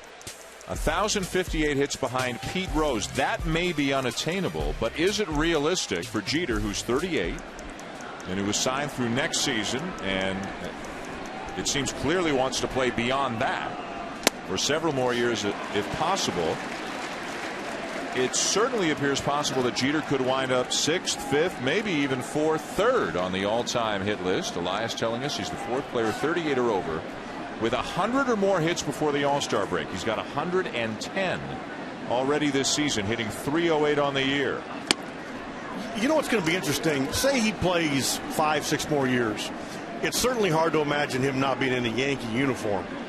But where does it get to a point when you're, maybe 42, 43, where somebody's pushing you? Right. It's just hard to imagine him going to a different team. There aren't many situations like this. It's exactly. Left field or DH? But I'm saying, again, we're getting way ahead of ourselves. But it's just, if he's going to get to that point where he starts nearing 4,000, he's going to be 43 years old. He'll probably still be going good. What he's doing at his age, at his position, is virtually unprecedented. Can you see him at 41, 42 still being a productive player? Yeah. You know what? I've seen enough of him. I've seen him since he was 19 years old in the Arizona Fall League to now. The way he takes care of himself, the way he approaches the game, it's not luck. I mean, this guy's obviously got unbelievable talent, but he works. He works and works and works. Full count.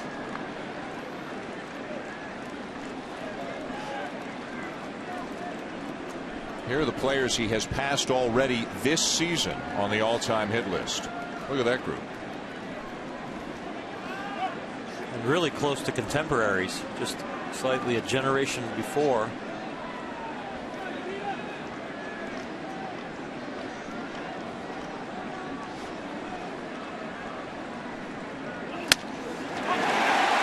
Strike 3 called. Jeter questioning Angel Hernandez a little bit. He will not add to his hit total here.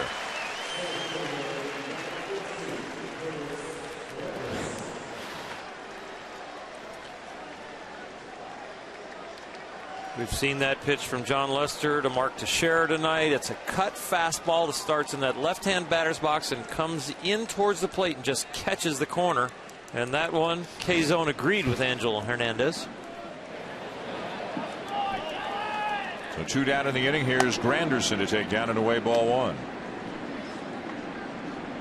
Now Paul Wainer, that's big poison, right? Or is that little poison? You got me there. I got you? You got me there. I think Paul's big poison and Lloyd is little poison. Is that right, Oral? When did you come up?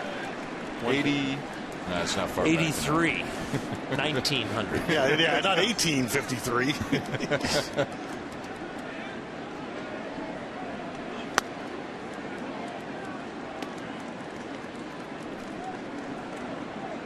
I can see Peter Pasquarelli working. I can't.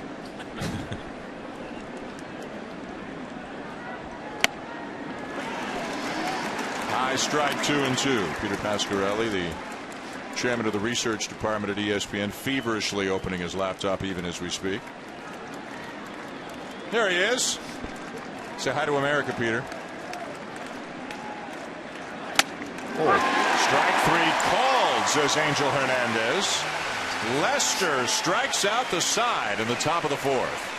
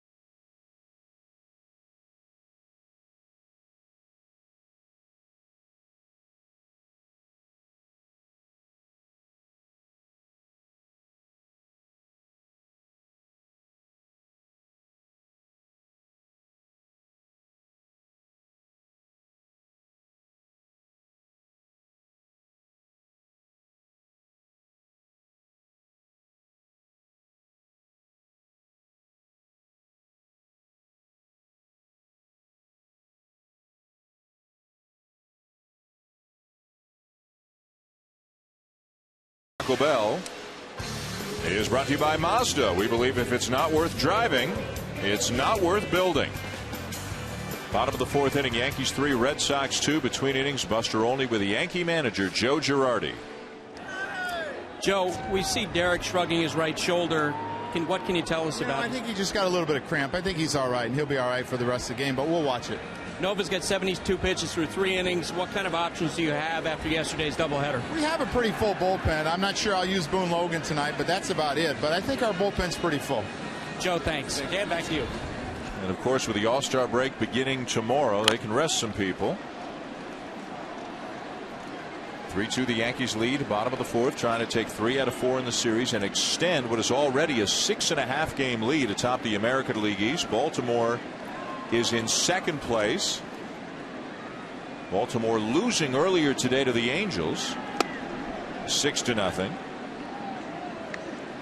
Tampa Bay and Toronto were both winners earlier today, with the Rays defeating the Indians and the Blue Jays defeating the White Sox.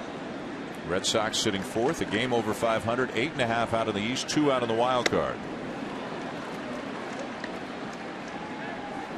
Batter Moro Gomez, 1 ball, 2 strikes to count. Ivan Nova has 6 strikeouts through 3 innings.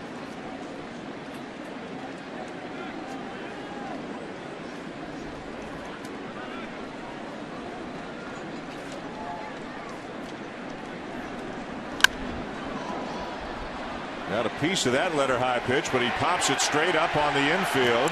Crowd getting all excited after the Jeter drop pop up a little bit earlier, but Nix will make the catch here for out number 1. This year's MLB All-Star Game comes your way from Kansas City. ESPN's coverage of the festivities begin tomorrow with the Baseball Tonight All-Star Edition presented by State Farm at 7 Eastern. The State Farm Home Run Derby is at 8 Eastern tomorrow night, and then the Taco Bell All-Star Legends and Celebrities Softball Game tomorrow night following the Derby. All tomorrow night on ESPN. Mike Avila's first pitch swinging. And another play for Nix, 2 down. By the way, with Giancarlo Stanton of the Marlins suffering a knee injury, he's going to undergo surgery, be out 4 to 6 weeks. Andrew McCutchen of the Pittsburgh Pirates has been inserted into the State Farm Home Run Derby for the National League. Of course, Robinson Cano of the Yankees is the American League captain. Will Andrew McCutchen get warmed up for that home run derby today? Hit 2. Wow, he's having a year. As the Pittsburgh Pirates The first place Pittsburgh Pirates won again. They blew out the Giants 13-2. They've won 10 of 12. They've got the best record in baseball since May the 12th. McCutchen having an MVP kind of season right now. And because of the way they're playing, people are starting to hear his name, and good for them. I mean, it's been a long time, but those fans deserve it.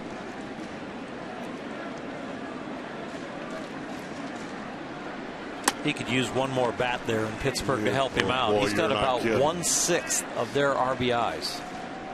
If they go get a bat at the deadline, that's going to be a really fun team to watch the second half. Good end of the bullpen they've got. Hanrahan, the closer, and Grilly, and Cruz, and others in front of him. James McDonald's got 9 wins. A.J. Burnett's got 9 wins. Seems like A.J. Burnett has kind of found a landing spot. 1-2 the count on Nava.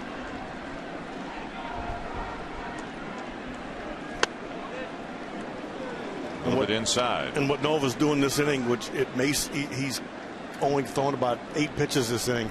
If he can get Nava out, maybe he ends up going deeper, because the way this game's going now, this game's going to be decided by the bullpen. Went around, and it's strikeout number 7 for Ivan Nova.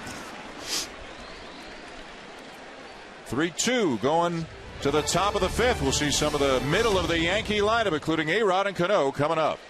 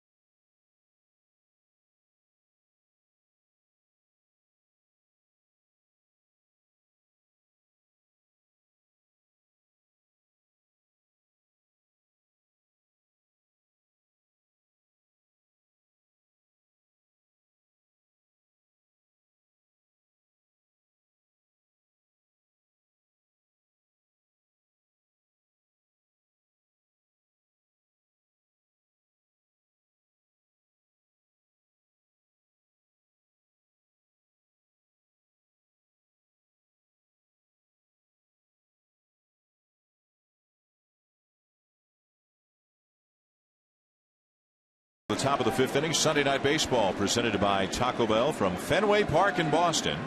Mark Teixeira leads it off and takes just outside, ball 1 from John Lester. Teixeira had an RBI double in the 1st inning and then struck out in the 2nd.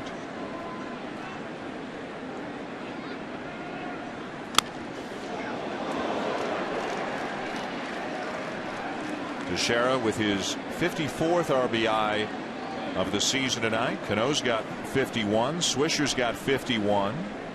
Granderson's got 48. They've got depth, a lot of guys who can hurt you. Nobody, when you look at the numbers, who you would say is having a career year. But top to bottom, so many dangerous bats in the Yankee lineup. And Teixeira lines the ball to deep left field, off the wall on the fly. And it's going to be a long Fenway single for Mark Teixeira. Leadoff man aboard for the Yankees. Between innings, we had a chance to speak with the Red Sox manager, Bobby Valentine. Bobby, Adrian Gonzalez leaving the game tonight. What can you tell us? Just wasn't feeling good. He's been fighting this flu that's been going around, and it got him right before the game. Tough first 2 innings for John Lester. Much better the last 2. What have you seen? Yeah, he gave up those runs early, as we have this whole series. 5, 4, 3, and now only 2 this game. I think that spells something good, but he's really spotting that outside corner now and pitching more aggressively. I don't know how much he has left, but he's doing a good job. Bobby, thanks. Here's Alex Rodriguez. Tough to win games when you're giving up 5, 4, 3, and 2 runs in the first inning of the 4 games. Red Sox managed to get a win last night, and they're in this game. Yeah, I detect a little frustration there with Bobby with the starting pitching, and he really just knows that that's kind of their Achilles heel right now. He's satisfied with the backup players that have come through during the injury time. The bullpen they've really squared away since the end of April. It's just the starting staff. They really need to get consistent to make a move. A-Rod 0 for 2 as he chops it foul. Skips up over the Yankee third base dugout into the seats. Rodriguez with 13 home runs and 37 RBIs on the season.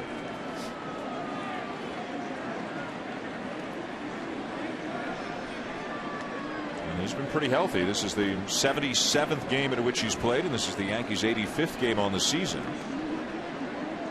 Production numbers declining for A-Rod in recent years.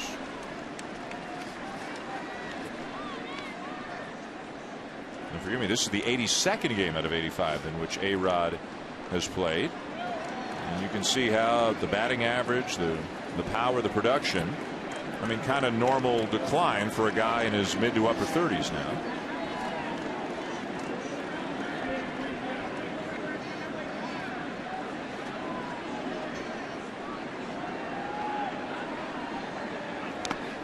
Lays off. You really wonder, are his best years behind him, and they probably are. It's not to say that he might come up with a 35 to 40 home run season again, but the pace he's on right now, it's definitely in decline. And there's going to be some big numbers if he projects like that for the rest of this year and then continues on that pace. The salary compared to the production is going to be way off.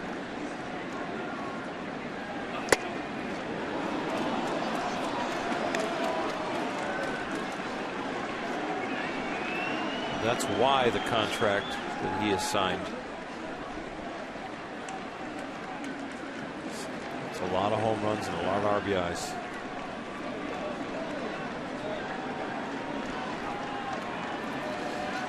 Full count on A-Rod to share the lead at first. Nobody out here in the Yankee 5th inning. Runner not going, and the pitch to Rodriguez hit high and deep right center field. Headed for the deepest part of the park. Great effort by Sweeney. Can't come up with it. Teixeira around third will score. And A-Rod jogging into third with a triple. Sweeney still down.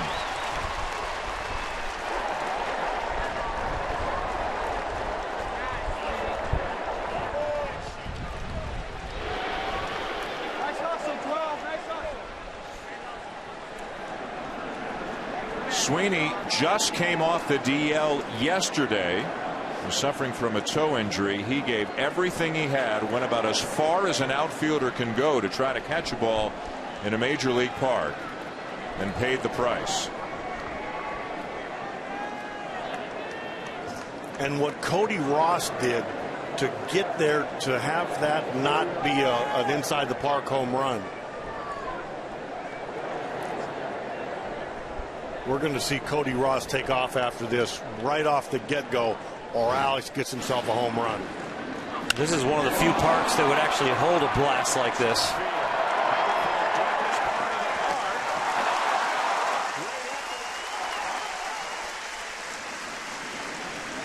It's some kind of effort, and it's some kind of swing with some power still out there. Alex crushes this ball.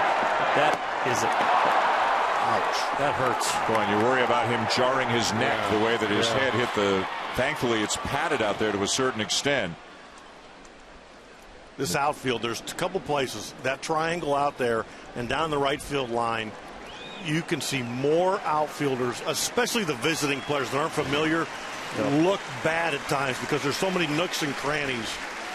And that warning track on the angle he's going really never warns you about the wall because you're on the dirt for so long. You're not going straight back. It's like twice the width of a normal warning track in that corner. Sweeney was on the 7-day concussion DL in May. It appears to be okay, and hopefully nothing more serious than maybe a bit of a stiff neck as he stays in the game. An RBI triple for Alex Rodriguez to make it 4-2. He's at third with nobody out, and the infield coming in again for the Red Sox, as they did earlier tonight. The batter will be Cano, who has walked and grounded out. And the Red Sox will try to play their infield at a depth where Alex won't go on contact. You can see Siriaco at second, about 4 steps back.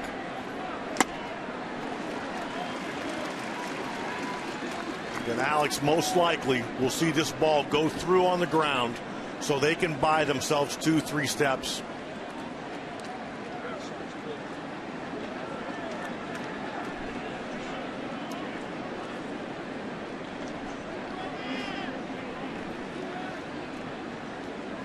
Lester now at 91 pitches as Cano fouls it off, and the count is 0-2.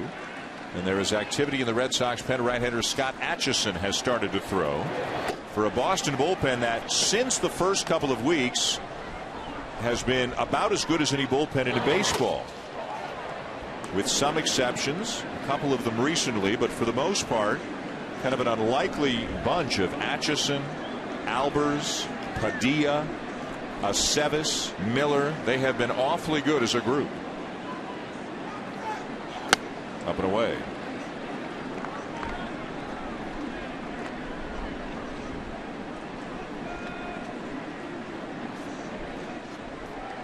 At the beginning of the year, remember, Bailey was supposed to be the closer. He got hurt. Melanson struggled terribly early, was sent down to the minors. He was supposed to be the setup man, rather. He's come back and has rejoined the team. And Cano, upset with himself, couldn't hold up. A big out for Lester. Been working him away, but now he comes inside. Really a mistake by John Lester as far as he's trying to get a strike in there. And Cano just goes. Angel Hernandez says, "You went." It looked like a foul tip, but a swing. 6 strikeouts now for Lester as he gets Cano for the first out of the inning. And now Lester will face Nick Swisher. Swisher has bounced into a fielder's choice, driving in a run, and had an infield hit.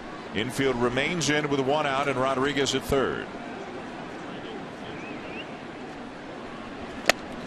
You think they'll still make it go through for Alex? Yes. With age and health a concern? Exactly. I'd be very surprised if he's going on contact. But he's a good enough base runner where they may tell him, if you see a ball to the left or right of one of the middle infielders, if you have the right to go. But he will not be going on contact. There's the cutter from Lester moving down and in, forcing Swisher to dance out of the way. The count 2 balls, no strikes. Rodriguez with about a 410-foot triple to drive into Mark Teixeira and give the Yankees a 2-run lead.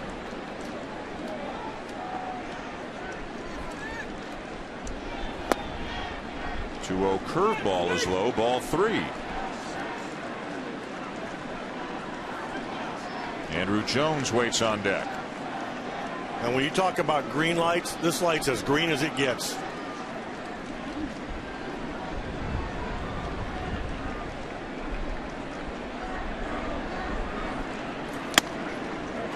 He'll take it, 3-1. Wind has picked up here in the last couple of minutes at Fenway. The flag out in center field, blowing briskly from left field toward the right field corner. 4-2 Yankees, top 5. There's ball 4.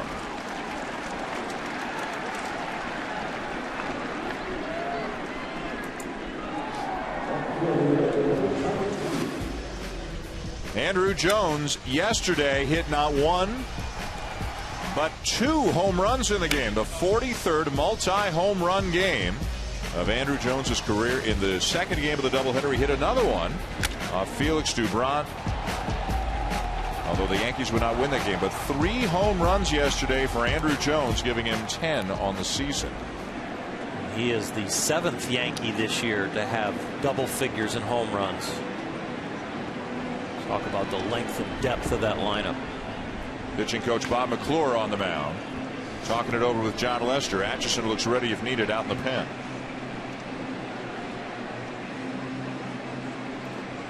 High pitch count early, got himself in real trouble in the first inning.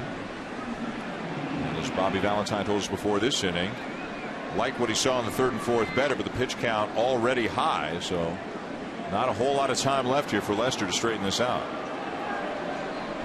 You got to believe he's going to try to throw that 2-seamer and get Andrew to roll over into a double play. There's not a lot of speed on the bases. Just going to try to keep it down and get him to hit a ground ball to shortstop. 1st and 3rd, 1 out. And the pitch to Jones inside with a cutter, ball 1. Jones this year, the batting average isn't so great, but 10 home runs in just 124 at bats. The injury to Brett Gardner giving Jones and Raul Ibanez a lot more playing time than perhaps even they expected this year. Base hit through the left side.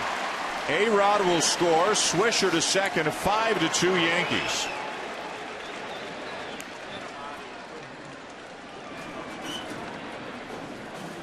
And we'll see if that is the end of the night for John Lester.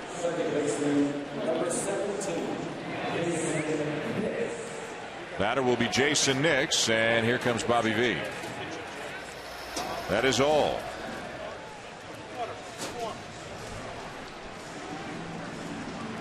Lester can't get out of the 5th and gives up a lot of damage while he's in there. To the bullpen go the Red Sox, trailing by 3.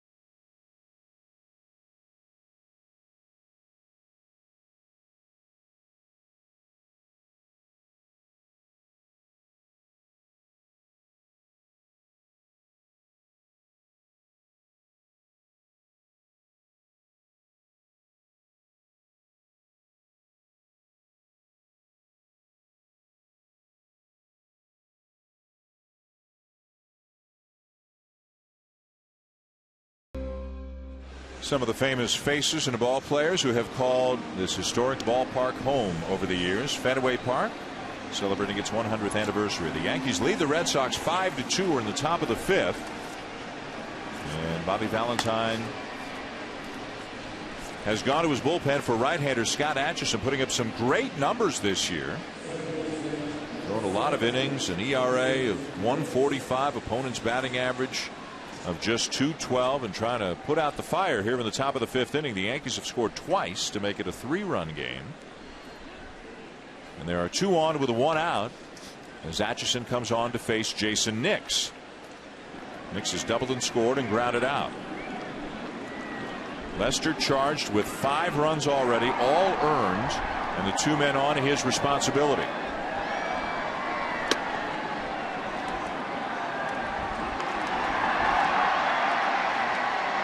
Scott Atchison is a nice story. He's had to work for every opportunity he's ever gotten, and he is really pitching well. Getting left-handers out, getting right-handers out.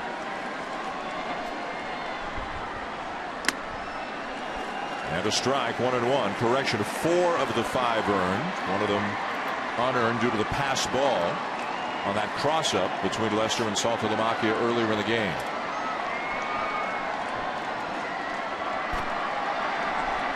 A frustrated John Lester looking on for the first base dugout. 1-1 to Nix. Curveball down and away, ball 2.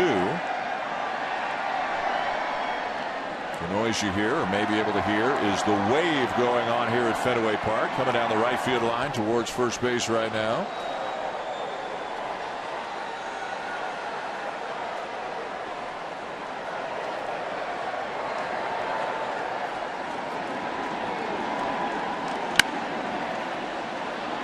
High in the air down the right field line. Ross feeling for the corner, and it is out of play and foul. 2-2 to count on Nix. Now you come into a big series, and as we discussed a little bit earlier, you need your aces to pitch like aces, and Josh Beckett and John Lester Oral have not been able to deliver.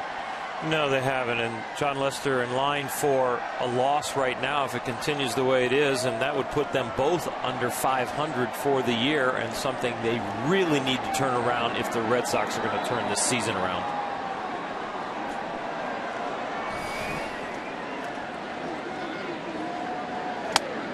Strike 3 called, and Nix knew it.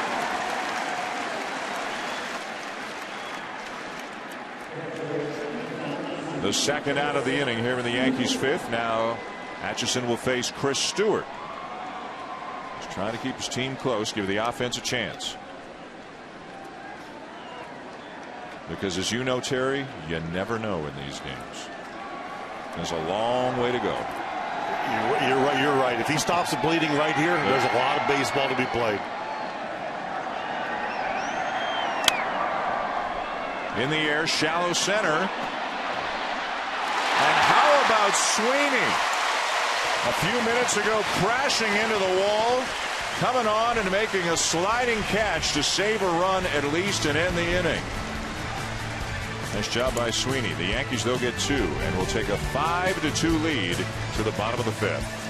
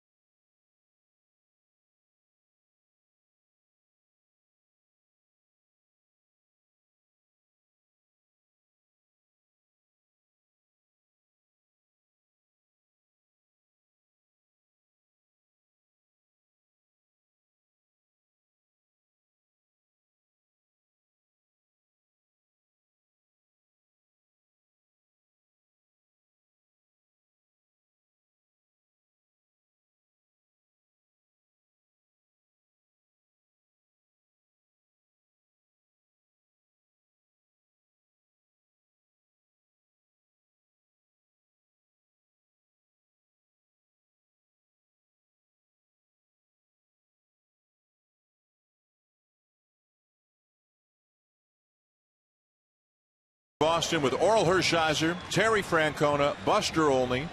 I'm Dan Schulman. Sunday Night Baseball on ESPN. The Red Sox trailing the Yankees 5-2 in the final game of the series, and the final game of the unofficial first half, if you will, of the baseball season. Although the Rangers are still playing, they play night games in the summer all the time, even on Sunday, so they're at home to the Minnesota Twins this evening as well. Pedro Siriaco will lead off the inning and take a breaking ball high for ball one from Ivan Nova. A couple of infield hits for Siriaco after he went 4 for 5 in the second game of the doubleheader last night.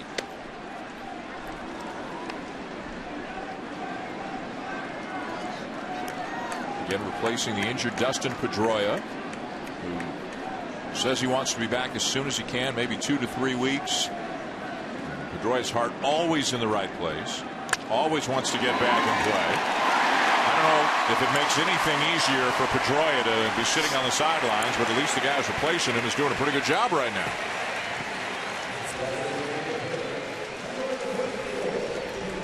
Nova tries to get a fastball in on him, and he does a good job pulling his hands inside and get the barrel of bat and kind of pushing this one firmly up the middle. See him work really hard to get the barrel of the bat there. Good balance, good quick hips. Let the head of the bat get through the hitting zone. Not get jammed, but hit a line drive. 3 for 3 tonight, 7 for his last 8. And a threat to run. The batter Ortiz, a walk and an RBI double. And most of the night, Terry, Nova's been doing what he can to keep that ball right in on the hands of David Ortiz. Again, when we've seen David hit 3 or 4 ground balls into the dugout, he doesn't want to let him get those big arms extended. Last time he did it, hit off the wall.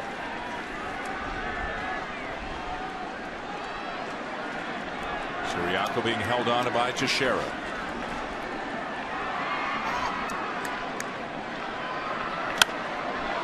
Breaking ball that got a lot of the plate, and Ortiz fouls it off out of play. Even though Siriaco can run, down 3 with Ortiz hitting, I'd be a little surprised if they sent him. I think they probably want to give David a chance to drive him in.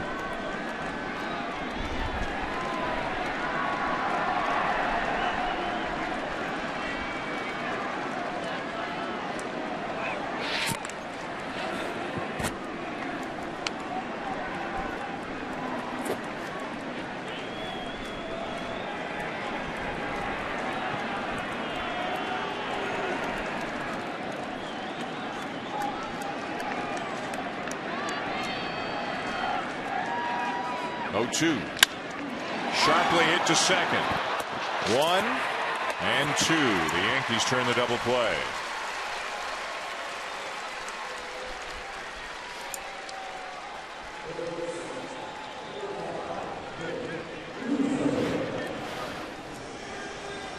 He smokes this ball, but they do a good job just making a routine double play ball out of it. David running. And Jeter comes across the bag, making sure one right there with 2 hands, and then making a nice solid throw, knowing David Ortiz is running and he's got plenty of time. Angel Hernandez trying to shoo Alex Rodriguez off the mound, keep the game moving as Nick Punto comes up. Punto with an infield hit in his 1 at bat, came on to replace Adrian Gonzalez a couple of innings ago. Gonzalez leaving due to illness. Punto coming in at third. Moro Gomez going to first. Gonzalez leaving the game. So this is now a Red Sox lineup tonight that includes Nava, Siriaco, Punto, Sweeney, Gomez. A lot of guys who are expected to be bit players or not even expected to be here, getting a lot of playing time right now for Boston due to all the injuries.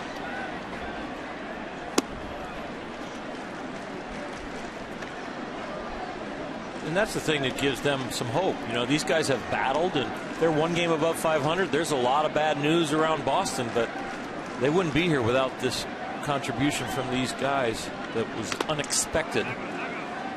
You could get back Ellsbury, you could get back Crawford, you could get back Buchholz. But like you were talking about earlier, Oral, this is when you need some of your big guys to come up big. Oh, yeah. And it's not happening because yet. You're right. The part-time guys some of these guys have produced way more than expected. Tricky hop for Teixeira. It caroms off him into right field.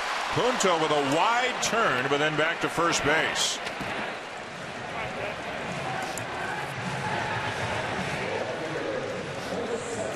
Well, for a lot of teams with as many injuries as so many teams have suffered this year, a lot of teams optimistic because of the addition of the second wild card this year. Right now, the Angels and the Orioles hold the 2 wild card spots. The Orioles have been slowly coming back to the pack. Tampa Bay scuffling on and off. You've got Cleveland, Detroit, Boston, Toronto a half game behind Boston. So you've got 7 teams right now, Terry, within 2.5 games, really. Well, the Angels a little bit further ahead. So 6 teams within 2.5 games for that second wild card spot right now. Well, do you think when Bud Selig put that second wild card in, this wasn't his dream? All these teams. I mean, if this stays like this, you know how exciting that last couple weeks of the season is going to be. It's going to help all of baseball. There's going to be so many markets that have a chance, so many markets that are going to stay engaged through September. And as happy as teams will be to be in the playoffs, a one-game playoff is a nightmare. Oh, boy. Exciting for fans. But what a way to kick off the playoff season, to have 2 Game 7s right away, to really bring focus on the game and how important that one game will be for both those teams, all 4 of those teams. And you may have a team that has to use its ace on the final day of the regular season just to get to the one-game playoff. So then they go on the road and use their number 2 guy to try to win that game. And if they win it, now your number 3 guy is starting the division series. But you got to do what you got to do. But it could also fall right for him. But I think that's also the idea, is they're trying to make winning the division more important. And so, like, if it fell in your scenario, Dan, like you said, you know, that puts you at a big disadvantage. I think that's what they're looking for. Right. It to a certain extent restores the integrity of the pennant race of winning your division. And these 2 teams are one of the examples. If they're both having great years, and it doesn't really matter if you're the wild card or not. What if you have 3 teams tied going into that last game? Oh, boy. That'll be fun. Mayhem. Ross strikes out to end the inning. 5-2 Yankees at the end of 5.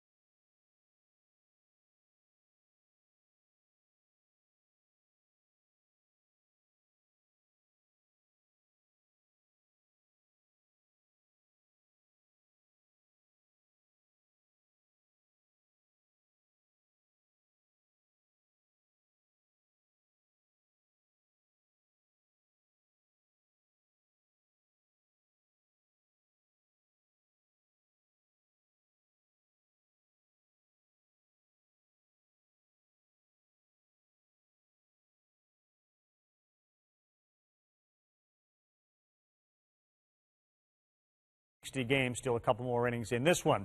All right, we also asked our Samsung Next Level question during baseball tonight. Will the Red Sox make the playoffs? And you can kind of see where this one is going.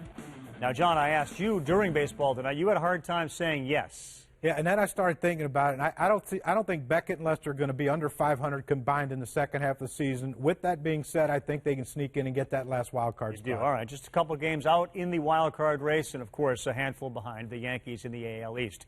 We'll see you in Kansas City for the State Farm Home Run Derby Monday. Back to you guys. All right, Carl Crucky, looking forward to that. Welcome back to Fenway Park, where they're in good spirits here tonight. Even though the home team is losing, they're down to 5-2 as we go to the top of the 6th inning. The Red Sox just 1-4 against the Yankees so far this year. 12 more games between the two teams after the All-Star break. Top of the order for the Yankees: Jeter, Granderson, and Teixeira against Atchison, who came on last inning. Jeter 2 for 3, a couple of base hits. He scored a run, committed an error, and as Joe Girardi said, appears to have something akin to a cramp in his right shoulder. It hasn't looked like it's been bothering him as much lately as it was earlier in the game.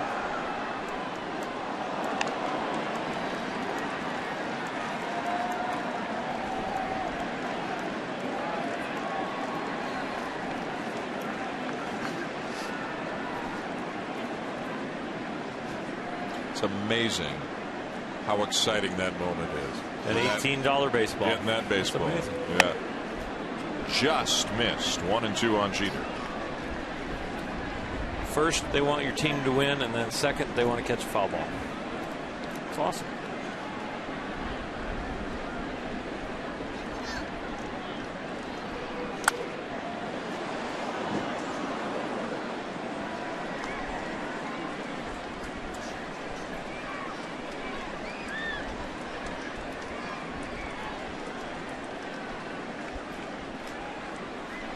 Five runs, 9 hits, and an error for the Yankees. The error on Jeter. 2 runs, 6 hits, no errors for the Red Sox. The Yankees have left on 7. The Red Sox 6.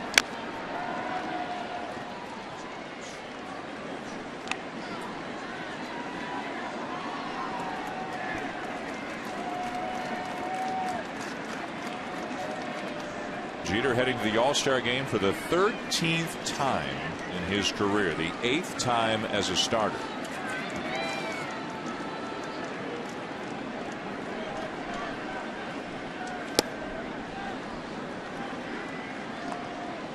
He's one of 4 Yankees going to the All-Star game. Robinson Cano, Curtis Granderson, CC Sabathia. David Ortiz is the only member of the Red Sox going to the All-Star game.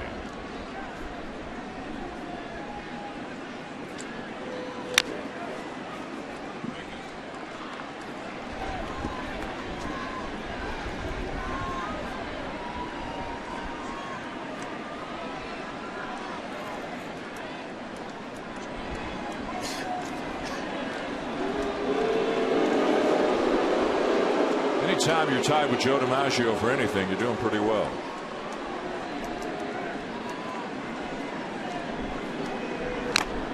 Fouled off again.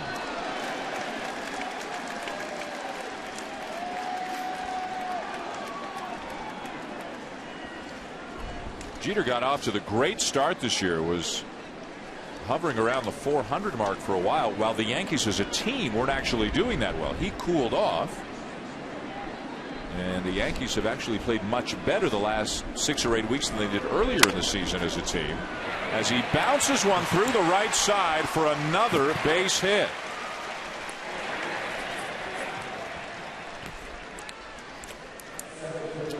On May the 22nd, the Yankees were right at 500, 21-21, 30-12 since then, scoring better than 5 runs per game. And maybe most impressively, the ERA of their rotation as a whole has been the best in the American League since May the 22nd. They've got knocked around a little bit at times here in this ballpark this weekend. Nova, Sabathia, Perota. Yeah, Perota, Hughes, and Pettit, the injury that's going to cost him a couple of months. The first 4. Yeah, the first 4 all have 8 wins or more. It's the depth that they're showing in the home run power and the starting pitching. Here's Granderson. Granderson denied a base hit, been hit by a pitch, and he's also been called out on strikes. Yankees just they're going to keep adding on. Got 2 in the 5th inning to make it 5-2, and now there's a bit of a vocal battle in the stands between Let's Go Yankees and Let's Go Red Sox.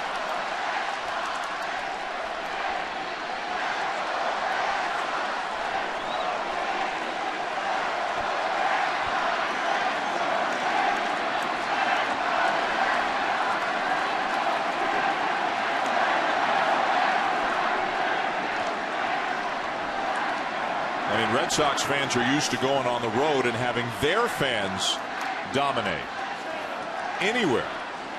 Baltimore, Seattle, interleague play in virtually every National League city as well, but there appear to be a lot of Yankee fans here at Fenway tonight.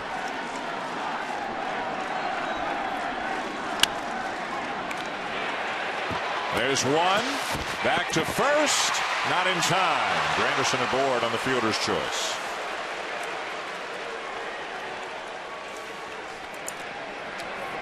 A 5-2 Yankee lead here in the 6th inning. Let's send it down to the field. Here's Buster Olney. Guys, you remember when the Yankees traded A.J. Burnett to the Pirates? That day, Brian Cashman, the Yankees general manager, told me A.J. Burnett is going to do great for the Pirates. But in that deal, they saved a little bit of money, and Cashman was able to sign Raul Ibanez. He was able to sign Eric Chavez. And, of course, they re-signed Andrew Jones, who told me yesterday that he came back because he had a really good relationship with hitting coach Kevin Long. Those guys have made the core of what has been a tremendously deep roster, and that certainly has borne itself out here this weekend. You know, it's amazing. This team, the Yankees spend more than anybody in baseball, but it can be a Chavez or a Nova who's not making a lot of money, or a Boone Logan. You know, guys like this who really, Terry, sometimes are the difference between being a good team and being a great team. They've made good decisions. And again, they have the ability to make a mistake and get away with it, but they also have made some very good decisions. The batter, Teixeira. Larry Rothschild, their pitching coach, has done a terrific job with some of these journeyman pitchers that they're pitching significant innings in this bullpen. Clay Rapata doing a nice job as a left-hander out of the pen. Ground ball to second. There's one. Not in time. Another fielder's choice. Kind of slow developing. Siriaco got it. Instead of shoveling it right away, kind of ran it over there. Probably lost his chance for the double play. I mean, he hits it right into the shift, but right here he kind of traveled. Definitely.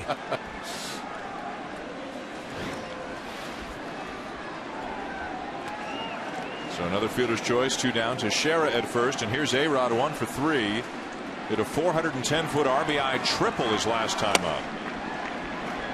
He smoked that ball. We were talking about his production going down and not as many home runs, but he showed it's still in there. Is it in there consistently enough to put up the big numbers? Their lineup just gives you no breather as an opponent. It's an aging lineup now, though. But it's still, you go 1 through 9, they never give you an easy inning. Yeah. The criticism of the lineup this year has been too reliant on the home run. They can't score enough runs to win unless they hit the long ball. Now, that wasn't the case Friday. Scored 10 runs without a homer. All 11 runs they scored in the doubleheader yesterday were on home runs. Tonight they haven't needed the home run, but no team. The good news is no team has hit more home runs. The bad news is no team, I guess it's bad news, has scored as high a percentage of their runs on homers. When they don't hit a home run, they're only 2-14 this year. The kind of thing that might not affect them during the regular season, but some people feel will catch up to you against better pitching in the postseason. Another blast. Sweeney back again, has room this time. 400 feet away to make the catch and end the inning.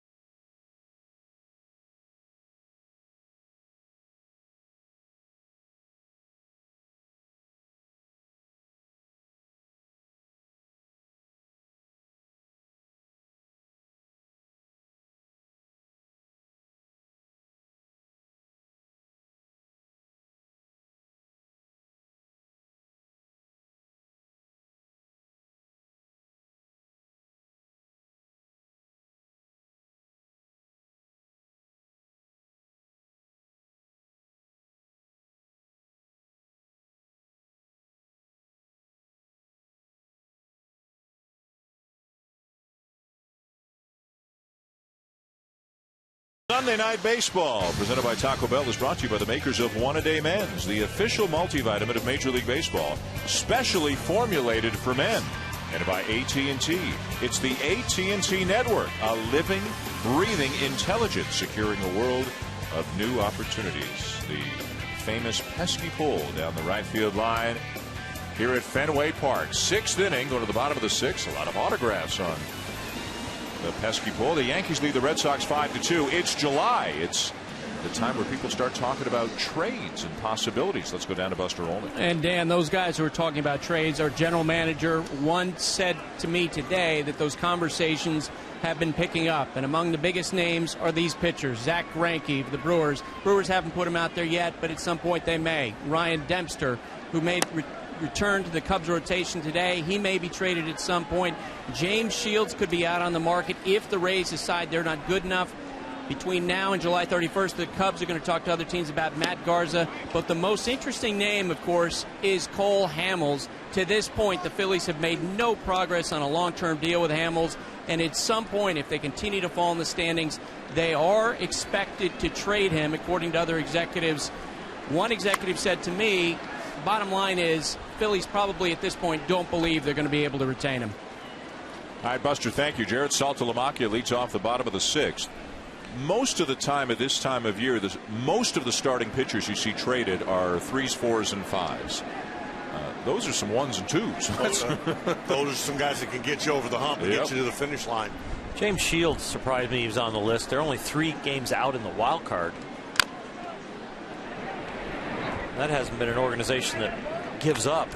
They have such great Septembers. Their last year was amazing.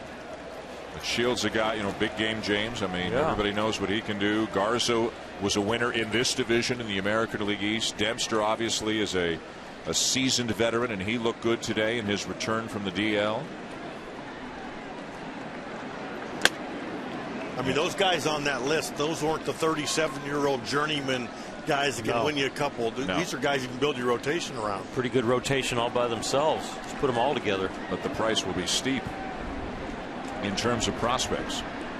Saltalamacchia pulls one foul, and with so many teams in contention, seemingly close to being in contention, if you are a seller, it's unfortunate if you're a seller, but the good news is you get a lot of buyers out there, and you can create quite the market. But I think the days of those 5-for-1 and I think those are over. I think general managers want to keep their young guys way more than in the past.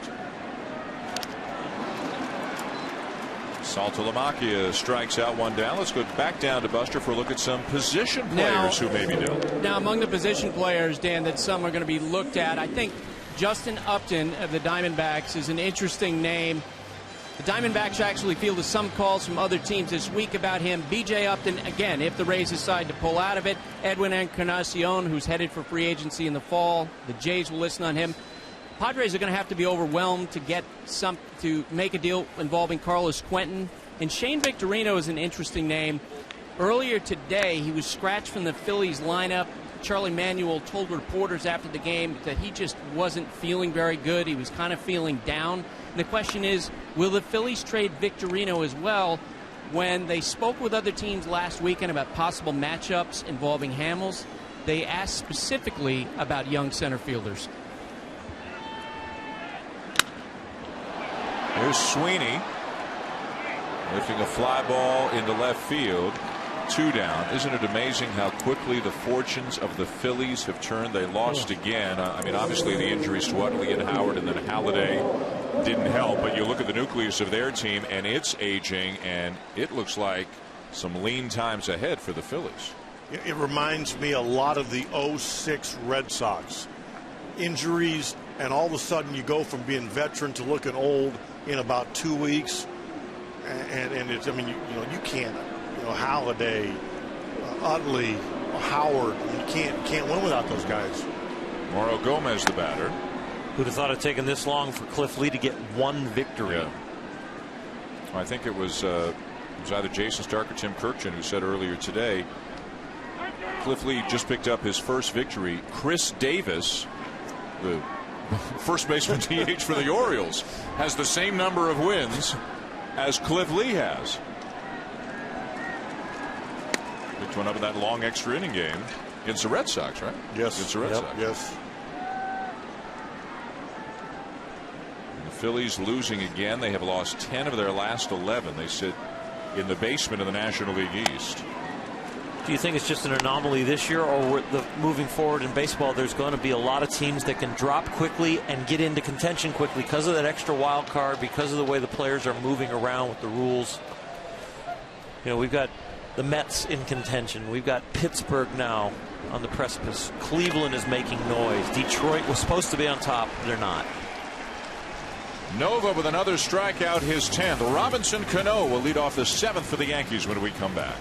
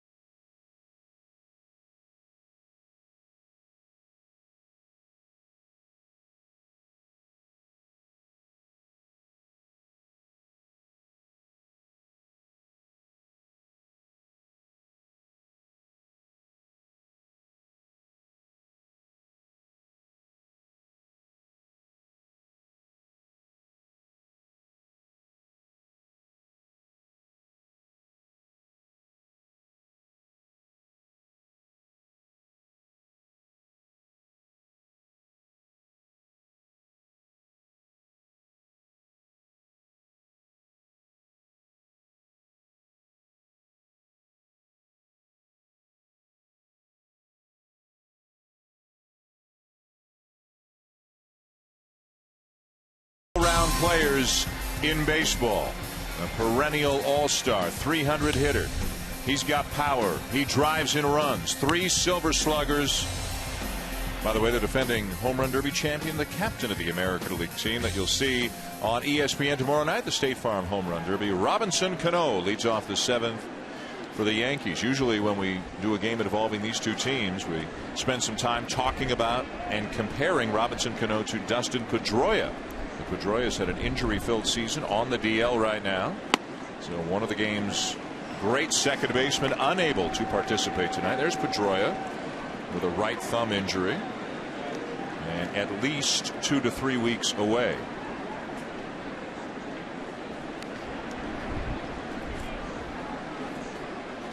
Cano's one of these guys, when you watch batting practice in a game as well, obviously, when you watch BP, he looks like he's just up there flicking the bat at the ball. And then some guy in the 15th row out in the bleachers is catching it. It's amazing how far it goes.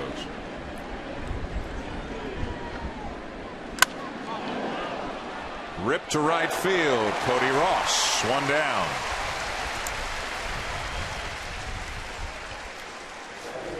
Tomorrow night here on ESPN, the 2012 State Farm Home Run Derby. Robinson Cano choosing Jose Bautista, Prince Fielder, and Mark Trumbo. Talk about a guy who can hit the ball a mile. That is a loaded American League team. You can see them at 8 o'clock Eastern time tomorrow night on ESPN.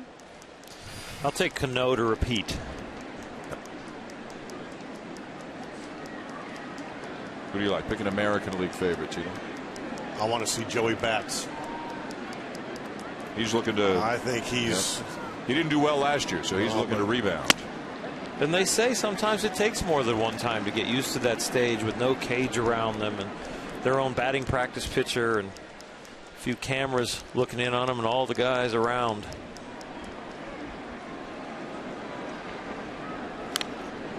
Swisher with a home run derby cut.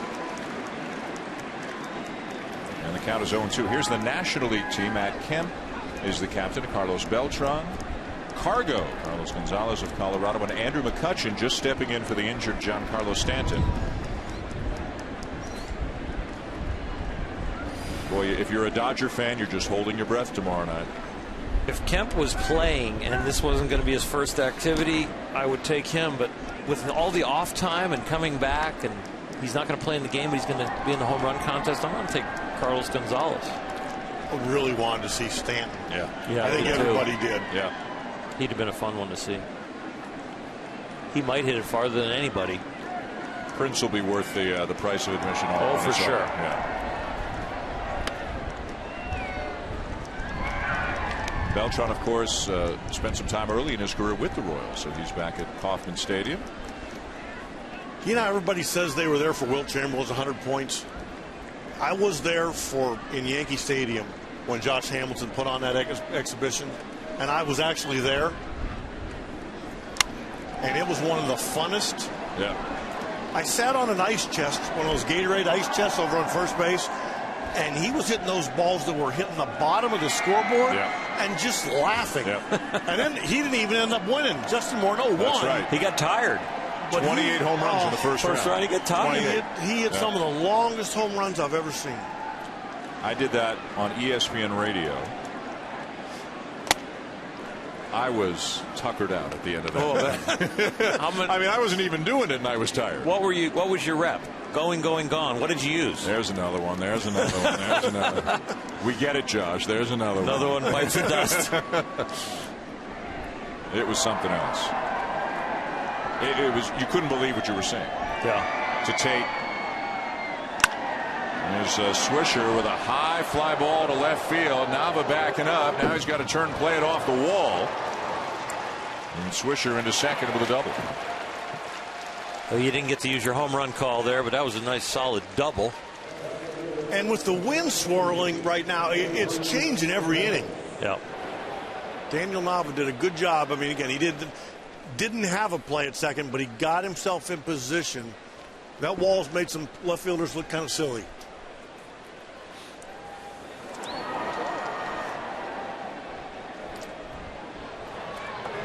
Mark Melanson up in the Red Sox pen. There have been outfielders who have gone back, then come in to play it off the wall, and the ball's dropped right on the warning track, right? Yet they say, everybody who's played here says, as tricky as that monster is, that left field is the easiest field to play here at Fenway Park. Would you agree? Yes, right field can be devastating. Because of the angle of the wall? The foul pole, you know, in every other ballpark, from your foul pole, it juts out towards center. This one goes out at an angle. Yep. It's really difficult. And that ball can get kind of caught under the padding. Yes. And a lot of triples down there. And we've already seen with Sweeney out in deep right center field how tricky the triangle can be. The other thing you have to do, and you guys talked about it with Cody Ross, if you're the right fielder, you've got to back up the center fielder. If you're the center fielder, you've got to back up the left fielder. You can't take anything for granted here. Now here's a drive. Andrew Jones launches one into the seats above the monster. His fourth home run in the last 3 games.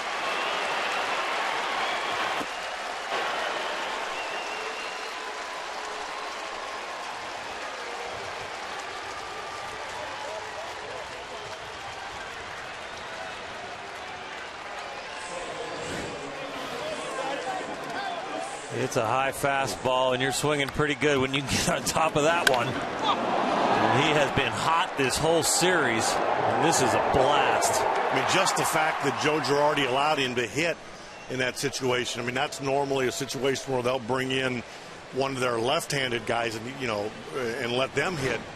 But that ball's 6 inches out of the strike zone. Number 11 on the season for Jones, and for the Yankees, their major league leading 134th home run of the season, as they extend the lead to 7-2, and Bobby Valentine has made a move to the bullpen for Melanson. The Yankees just keep adding on. We'll be back to Fenway after this.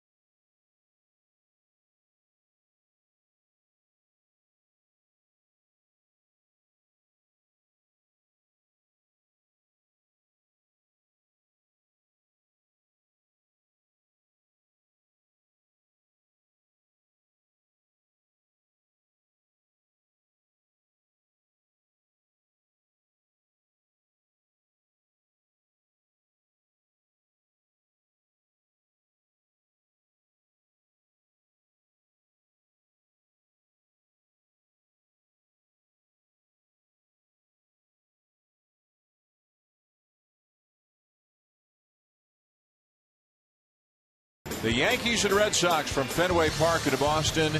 Andrew Jones getting on top of one and launching it into the seats above the green monster for a 2-run homer, his 4th home run in the last 3 games, giving the Yankees a 7-2 lead. And giving a young fan a souvenir up above the monster. Red Sox fan, but he'll take the baseball. The Yankees looking to take 3 out of 4 in the series as Bobby V goes to his bullpen again. Still smiling is Andrew. Right-hander Mark Melancon comes into the game and out for Boston. Who began the year, was supposed to be the setup man for the Red Sox. Pitched so poorly at the beginning of the season that by the middle of April he was down to the minors. Got his game back together at AAA and has pitched much better, albeit in a lesser role, since he has come back to the majors. His last 5 or 6 games, they really think he's back on the beam, somebody that really can contribute for him in the second half of the season. Jason Nix, the batter, 1 for 3, doubled and scored in the second.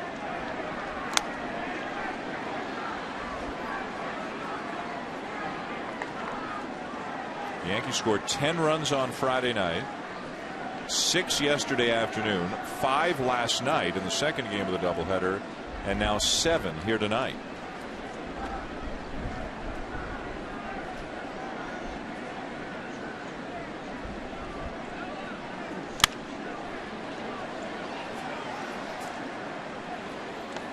Meanwhile, their starting pitcher, Ivan Nova, somewhat quietly tonight, has gone 6 innings, given up 2 runs, and he struck out 10. He's done a good job getting ahead with his fastball, using his curveball when he can, and those strikeouts are coming with a lot of chase pitches because he's been in the strike zone. He has a much better curveball tonight than I remembered. Everybody has talked about his slider, but his curveball has been exceptionally sharp.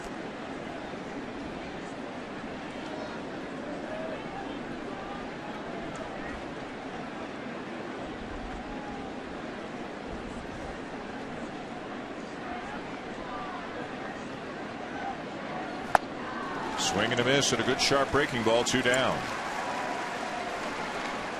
MLB.TV, baseball everywhere. Watch almost 100 live out of market games each week on your favorite devices. Visit MLB.TV for details. Glad you're with us tonight here at Fenway Park in Boston. Sunday Night Baseball on ESPN. Dan Schulman, Terry Francona, Oral Hershiser, Buster Olney. The final game, final night of baseball before the All-Star break. The game Tuesday from Kansas City. Home Run Derby tomorrow night here on ESPN from KC. Strike taken by Chris Stewart. The season will resume on Friday. It used to be that most teams would start Thursday. Maybe some would get the night off and just come back Friday. Now everybody is starting up on Friday, so an extra day. Now Stewart drills a ball deep center, but playable, and the inning is over. Andrew Jones does it again. 4th home run in the last 3 games. 7th inning stretch into Boston as the Yankees stretch their lead to 7-2.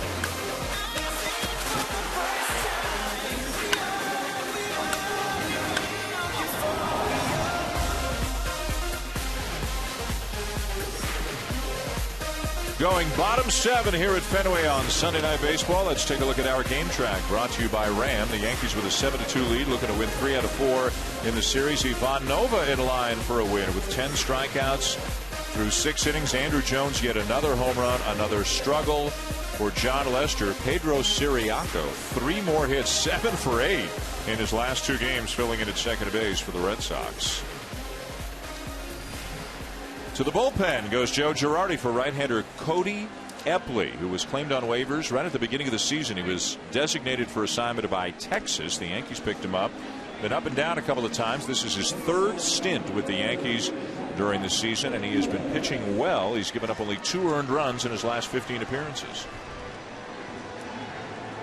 One of the quiet success stories for the Yankees this year, Tito, has been their bullpen.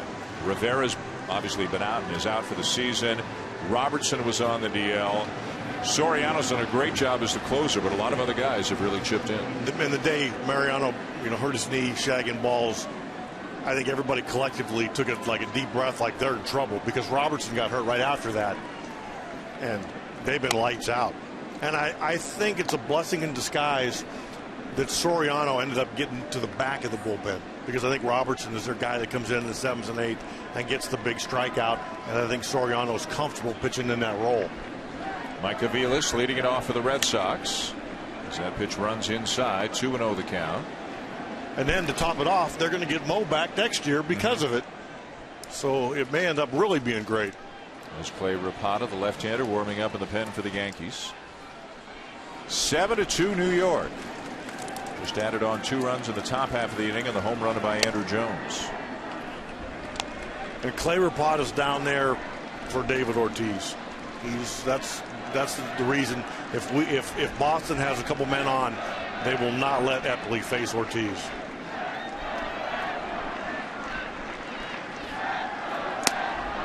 Inside, ball 4. So Epley walks the first batter he faces in relief of a very effective Ivan Nova. Yeah, 10 Ks tonight. He had it all going for him.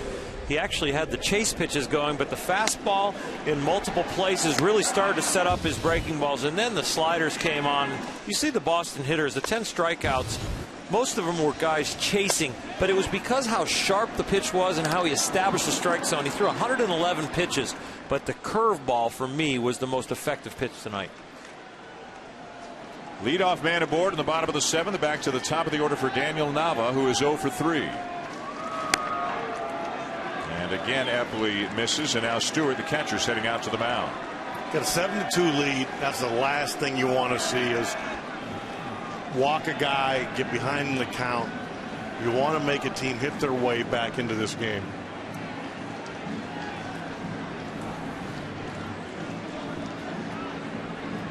You got to believe Nava's taking.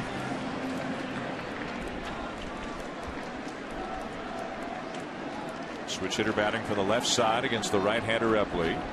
As Rapata continues to warm in the Yankee pen.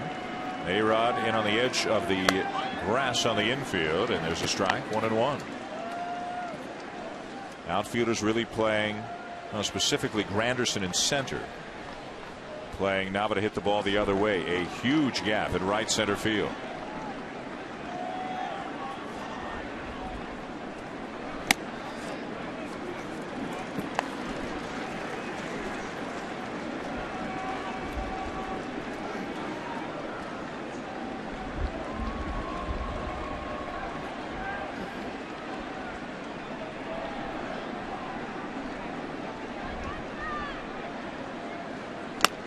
Outside again. 3 balls and a strike. He's thrown 8 pitches. 1 has been a strike.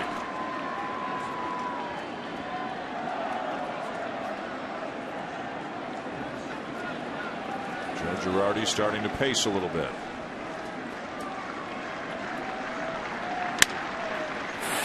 Foul ball.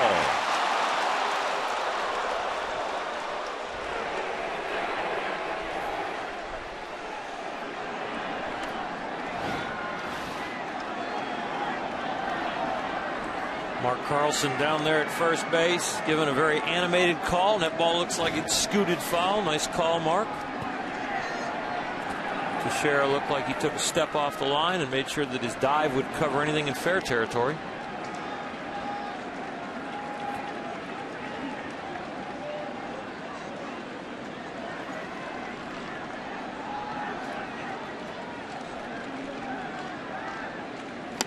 Outside, ball 4, back-to-back walks to begin the inning.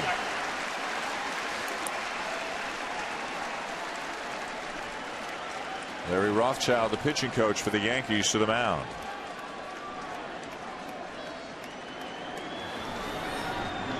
The Yankees taking 2 of the first 3, winning 10-8 on Friday night, 6-1 yesterday afternoon, lost 9-5 last night, got a 7-2 lead here. Look at the number of pitchers used already, and it kind of I mean, Terry, you managed in a lot of these games. Typical Yankee Red Sox baseball, especially it seems here at Fenway Park. And the good news for both the staffs is they have the All-Star break coming up, because so many times you leave Boston or New York after a 3-4 game series and your bullpen is in tatters, and then you go to the next city and you're in trouble.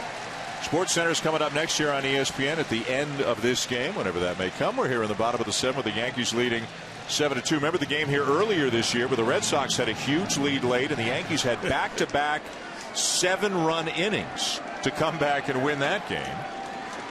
That was the beginning. I was wondering if the Red Sox would ever get their bullpen together, and then they did.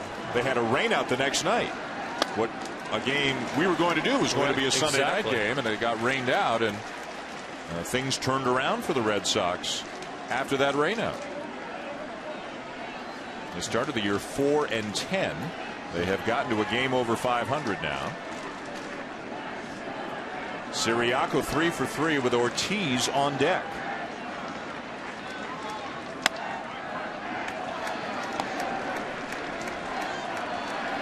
Three singles, 2 of them infield hits. Big Papi as an RBI double tonight, talking it over with the fans, waiting his opportunity, expecting to see Rapata, the left-hander, come out of the pen.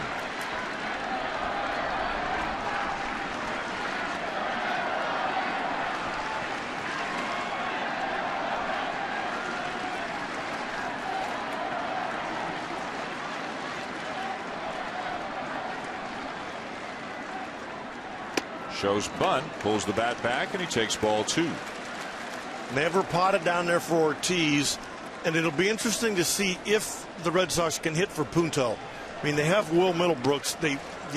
Bobby Valentine talked about he probably could pinch hit, but they've gone this far.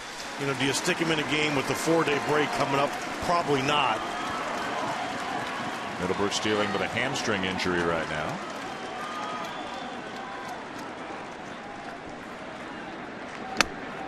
A strike, 2-2.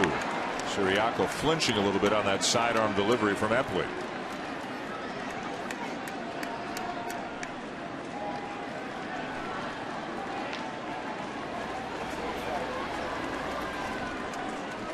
At second, Aviles. At first, Nava. Nobody out. The Red Sox trying to mount a comeback here in the bottom of the 7th.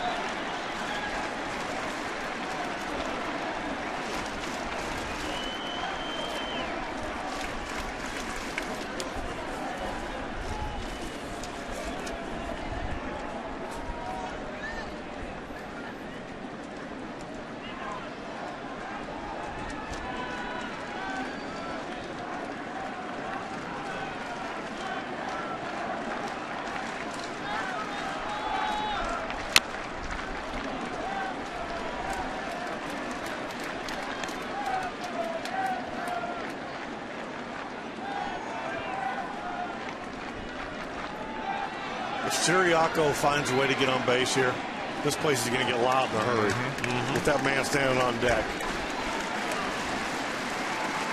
Siriaco's been on base all 3 times tonight with the base hits. Ortiz in the on-deck circle.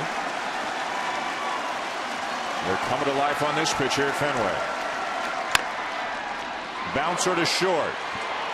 To second for the out, and that's all they'll get.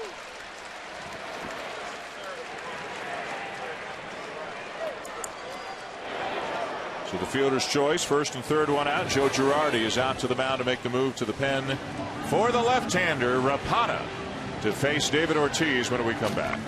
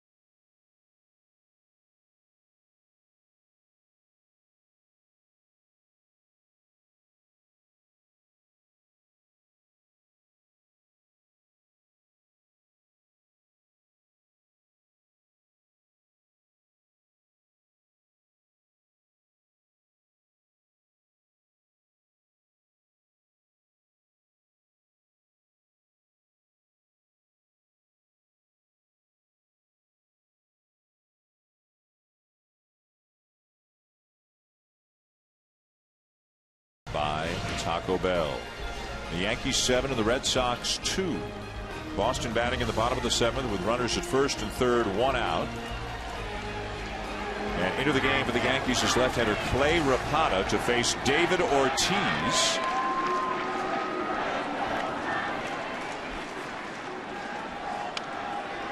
Rapata has not allowed an earned run over his last 17 appearances, retiring 29 of 33 batters in that stretch. And as you can see from the numbers, and as you just saw from what you just saw, he's no day at the beach for a left-handed batter. David Ortiz has a challenge on his hands. Sinker slider from the land down under, and he is nasty. He's had some success against him, 3 for 8.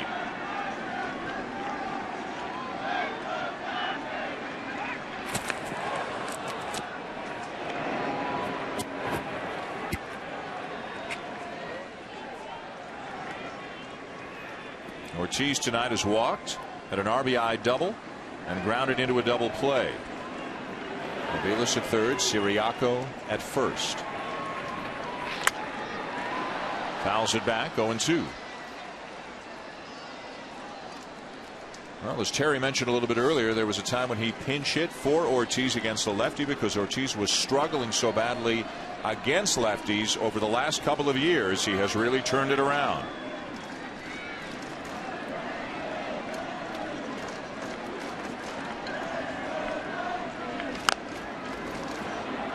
Foul it off and hope to get a better one. You can see how uncomfortable he can make a left-hand hitter look. I mean, David's feeling about as good as he can at the plate, and he barely got a piece of that. You have to try to take a guy like this the other way. I'm just going to say he needs to think left center, because if you think anything but that, you're going to pull off that, and you're either going to miss or hit a weak ground ball to second. It's one thing to think left center. It's another thing that your body actually consciously, not subconsciously, pulls off. And I got to think Clay Rapata's throwing over to first on his own right here, because I guarantee you Joe Girardi wants his full attention on Ortiz. That stolen base won't hurt you, but a hanging breaking ball will. 0-2. Fastball up and away.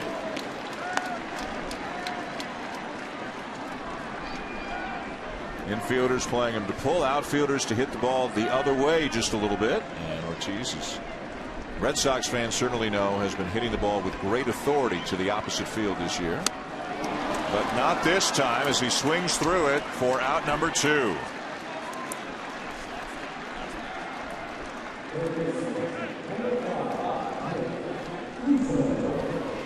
Rapata really worked over David Ortiz. The thing that he really did was he used some of those pickoffs to first base with the high leg kick to set up the final pitch, because on the final pitch he quick steps him and he goes to a short step and he gets David kind of in between and sneaks it by him. Rapata has done his job. Back to the bullpen again goes Joe Girardi. Rapata out, right-hander David Robertson coming in to try to protect this Yankee lead here in the bottom of the 7th.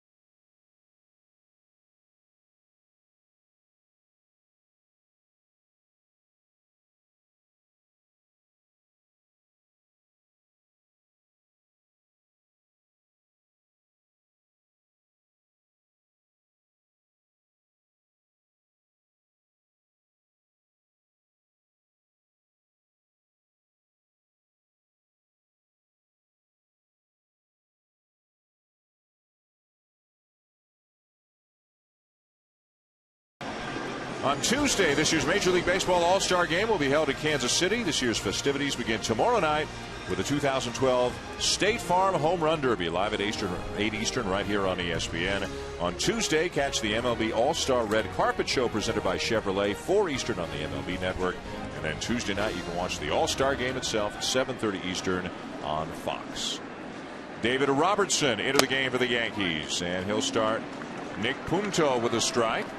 Robertson missed a month of the season with an oblique injury. The arm strength coming back, the velocity, the command. And he is the setup man for the Yankees with Rafael Soriano occupying the closer's role. 2 on, 2 out. And Punto hits one sharply to short, but caught by Jeter to end the inning. So the Red Sox will strand a couple. We're at the end of 7 with the Yankees still leading 7-2.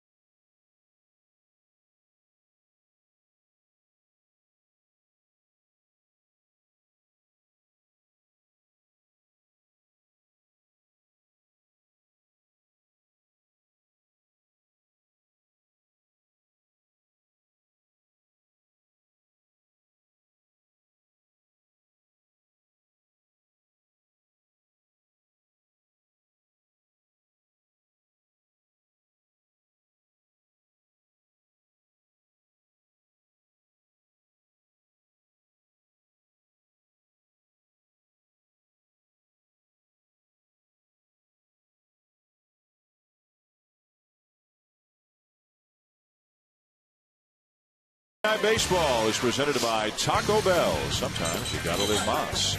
And in part by Ram Trucks. Guts, glory, Ram. The Union Oyster House here in Boston. The oldest restaurant in the city, the oldest restaurant in continuous service in the U.S. In your 8 years managing here, did you frequent the Union Oyster House? I actually did go there one time.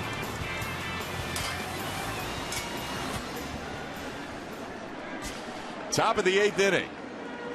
Mark Melancon misses high ball 1 to Derek Jeter. Jeter's 3 for 4 tonight. He's had a full evening. 3 hits, a sore shoulder, an error on a drop pop-up, a couple of tough plays on the infield that were scored as hits. Swinging a foul tip of the count is 1-1 on Jeter. After Jeter, Granderson and Teixeira here in the top of the 8th inning. The Yankees up 7-2.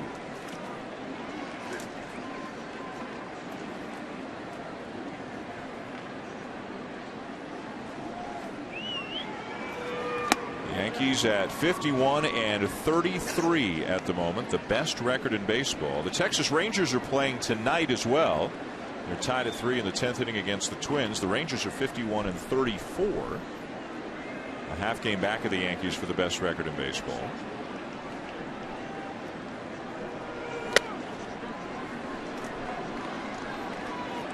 Left-hander Andrew Miller is up in the Boston pen.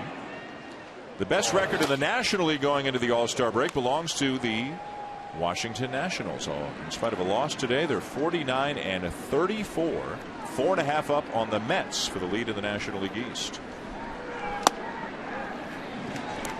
A full count on Jeter.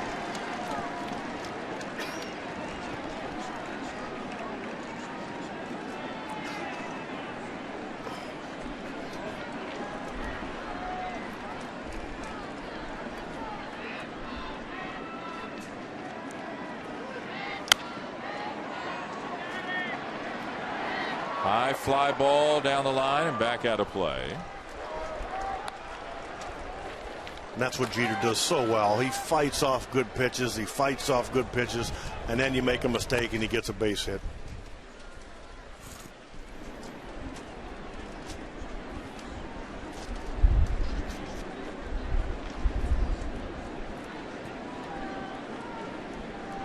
Jeter with 2 base hits to right and 1 to left tonight, also caught looking. So 3 for 4. He's raised his average to 309. 3-2 again. Swing and a miss to get him.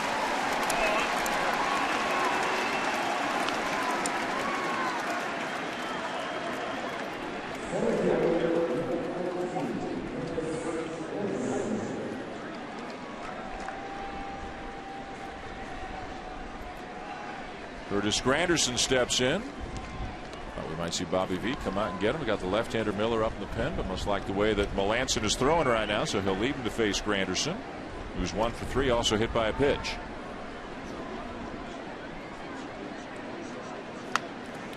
But you can bet if they get to Cano this inning, yeah, Bobby will come out of that dugout.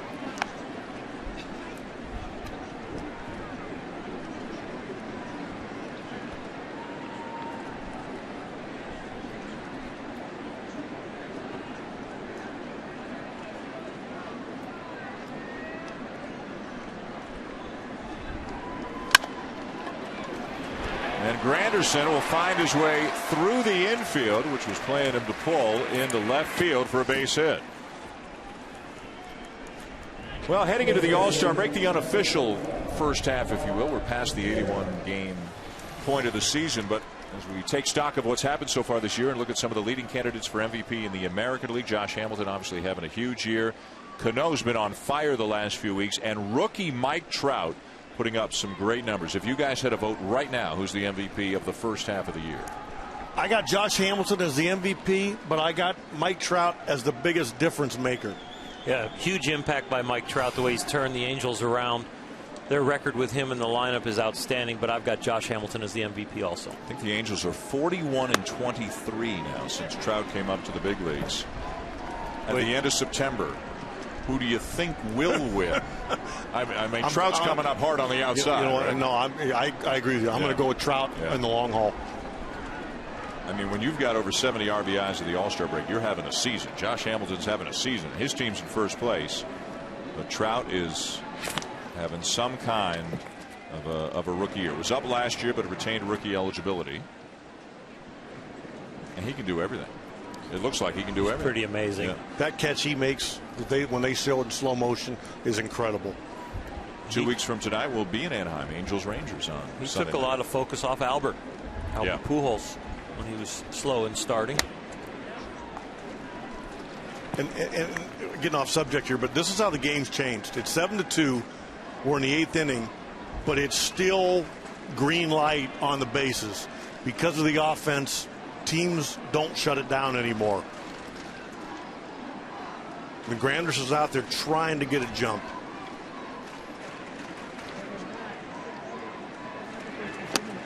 Swing and a miss, 1-2 on Teixeira. What about National League as we look at potential MVP candidates in the National League? And again, this is pretty wide open. Andrew McCutchen, and deservedly so, getting a lot of attention right now. Joey Votto, huge numbers. Melky Cabrera having a big year. David Wright as well. What about R.A. Dickey? Remember, just last year, Justin Verlander won MVP in the American League. Does Dickey have a chance? Does a knuckleballer have a chance to contend for his league's MVP? Well, Justin Verlander did it last year. If R.A. duplicates first half, second half, looking at 24-2. But definitely the Mets' first half MVP, the way he's come around. I just think what McCutchen has done because of what's not around him in that lineup. Yep. He's carried that Pittsburgh lineup so much and given them so much production that his name's got to be in there. The Pirates are 11 games over 500. They've got the second best record in the league. They're a game up on Cincinnati atop the National League Central. And sometimes when you take a team from here to there, rather than playing on a team that's doing well year after year, you get a little more attention. Rodriguez lines one, and it's caught by a sprawling Siriaco to end the inning. Boy, has he made some fans in the last couple of days here in Boston. To the bottom of the 8th, Yankees 7, Red Sox 2.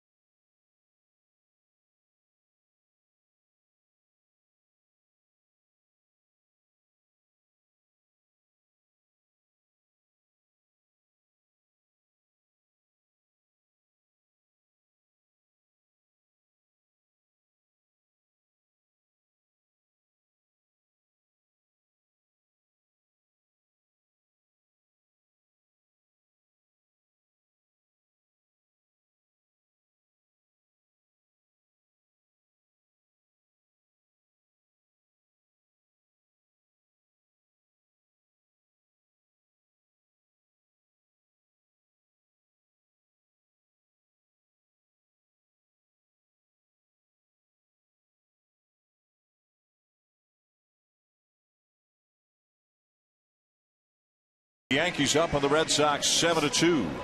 Tomorrow night on ESPN, Matt Kemp and the National League look to dethrone defending champion Robinson Cano and the American League. It's the 2012 State Farm Home Run Derby. Tomorrow night at 8 Eastern on ESPN and ESPN Radio.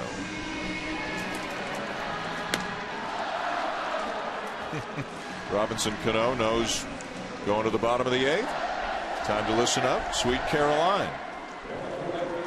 So you heard it's pleasure enough. He knows. You heard this, what, 600-700 times over the years. Boy, it stays with you, too. It's a lot more fun when you're winning to listen to it than when you're losing. Now the Red Sox need a rally. They're down 7-2. Cody Ross will lead off the inning. David Robertson got the last out of the bottom of the 7th. He's back on the mound for the 8th for the Yankees.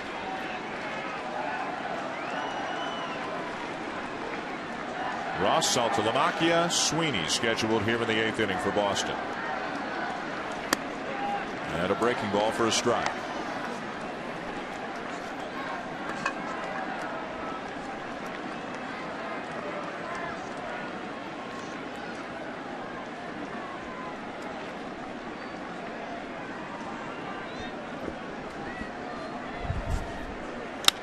And another breaking ball that Ross gets under just a little bit and hits a fly ball to left center for out number 1.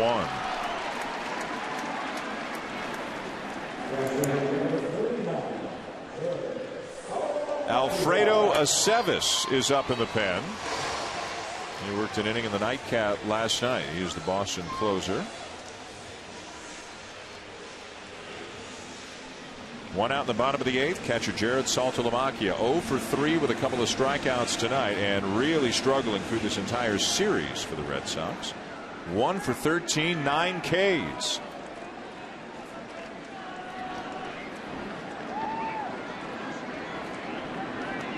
And his one hit was that one big home run. 17th of the season. Pretty gaudy total for a catcher to take into the All-Star break.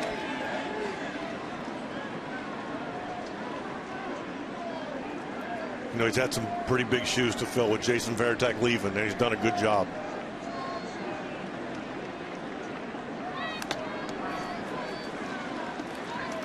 You know, another guy the Red Sox are hoping they'll get something out of, a guy that you managed, and I know is of great interest to you, is Daniel Bard, who's down in the minors right now, and he's had bouts of wildness at the majors and in the minors.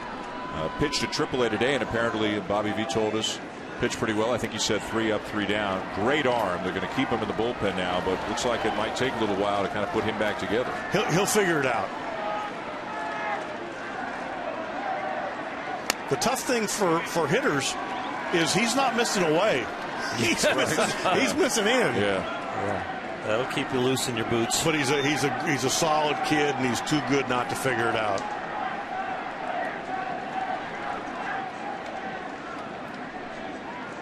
They worked awfully hard to try and make him a starter.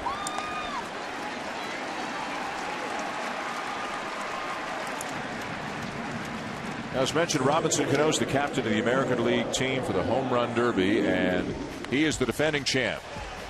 Remember last year with his dad pitching to him, as we saw that smooth swing time after time after time, a total of 32 home runs for the champion last year, Robinson Cano. You know, so many managers worry about guys losing their swing, changing their swing for the Home Run Derby. My concern, and talking to David Ortiz, was he said he tired himself out. He said it just flat out exhausted him, and then he came back and he was flat. It didn't change his swing, but he was exhausted. I think that's one of the advantages Robinson Cano has, because he's so efficient and so smooth that in a competition like that, he doesn't get tired out. So at the end, how much energy he had in the contest. So maybe a guy like Carlos Beltran is a dark horse that should be looked at, a guy with a smooth swing. But Prince's going to put every ounce into it. I don't think he can get tired swinging the bat. I think Laurel made a great point. It's so different. There's no cage around you. You're out in the middle. I mean, you're on an island, and if you miss a couple, you start pressing. I mean, it's not as easy as it looks.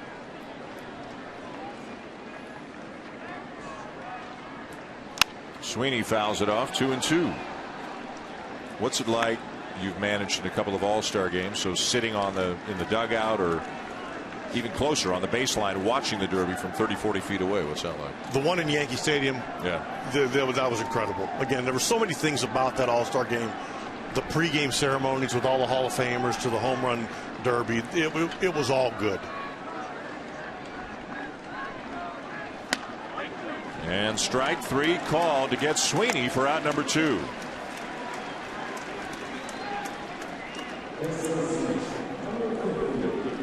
Wednesday night on ESPN, don't miss the ESPYs, an annual celebration of the year in sports. It's the one night where star athletes and fans come together to relive and honor the greatest moments of the past year. The 2012 ESPYs, presented by Capital One, live this Wednesday on ESPN. 2 down, and here's Mauro Gomez. With the Yankees still leading 7-2, the Red Sox batting in the bottom of the 8th. Gomez is 0 for 3 tonight, a couple of strikeouts after picking up 8 hits in his first 4 starts with the Red Sox. That's a little different game if he makes that play in the first inning. Doesn't throw a 3-hopper over to first, put John Lester in a hole score-wise and pitch count-wise. And they recovered a little bit from that, but not fully.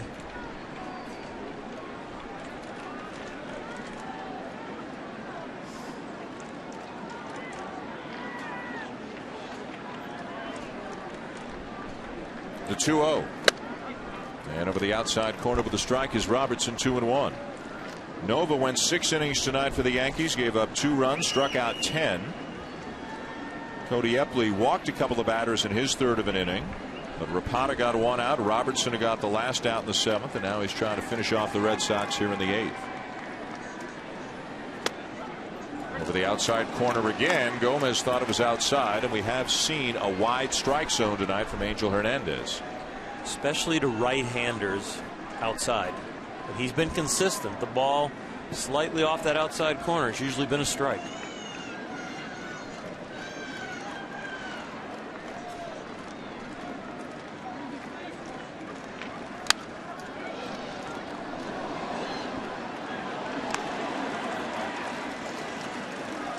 Well, you want to bet another one's coming right here? Little curveball. Yeah. All's well that ends well for that young fan. Had dad there to protect him. Or maybe the other way around. There's the curveball. Squirts away from Stewart, and up to second to go Saltalamacchia.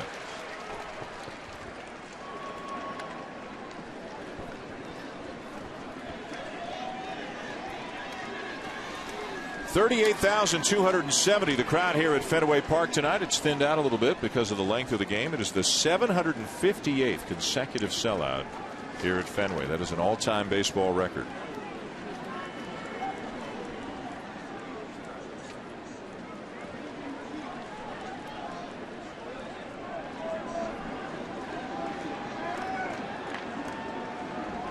"3-2."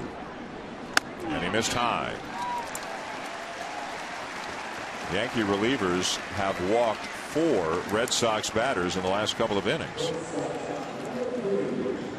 He wasn't just trying to work on his curveball there in a 7-2 game. That was respect of how good a fastball hitter that Gomez is. 2 on, 2 out now for Mike Aviles. 0 for 2 with a walk.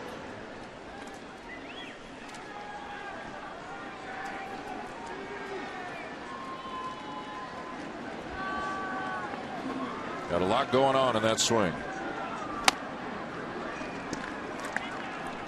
But the numbers have been there from the outset this year.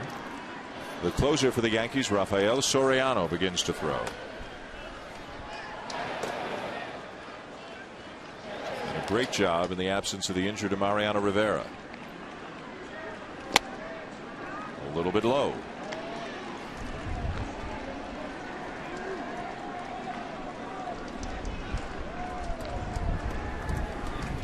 Again, with the 4 days off coming up for the All-Star break, you can afford to maybe get Soriano up like he has done this weekend in the 8th inning instead of just the 9th. Big rip by Aviles, and he fouls it back 1-2. Soriano had a 4-out save for the Yankees on Friday night in the first game of the series.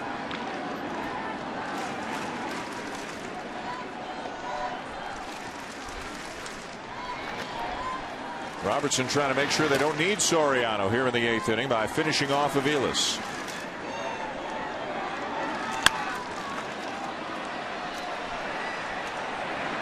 Heading for the seats and back out of play.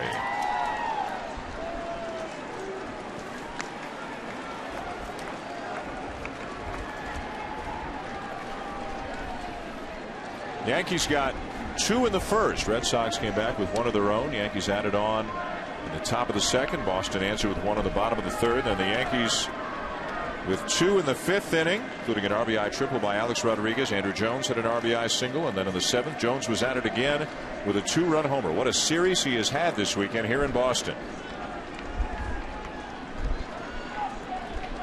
2 on, 2 out, and again the 1-2, and a swing and a high fly ball carrying to the seats and off the monster on the fly. 1 run in to score on the play. Saltalamacchia will score. Gomez stops at third on a double by Aviles, 7-3.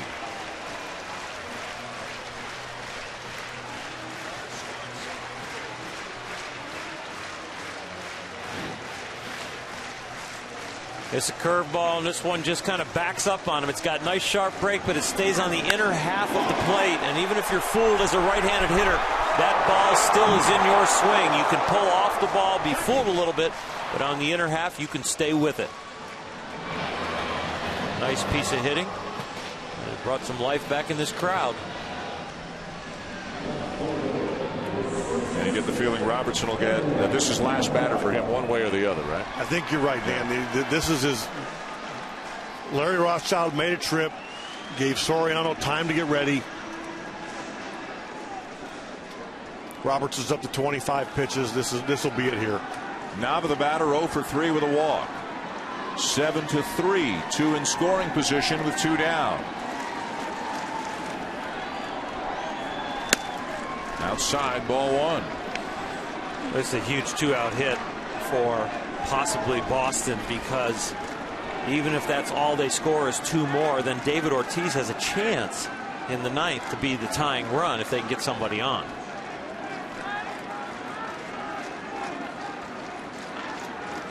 Right down the middle for a strike. Would be a lot more interesting too if Adrian Gonzalez didn't get sick too. He had to leave the game in the early innings. Nick Punto came on in his spot, so he's now occupying the cleanup spot right behind Ortiz. Nava hitting .276 with 3 home runs. And another fastball for a strike. Ortiz hoping to get another chance to make some noise. He's already going to double off the monster tonight. And there might be nobody in baseball who wants to be up there at crunch time when the lights are shining the brightest as David Ortiz. He just loves that moment.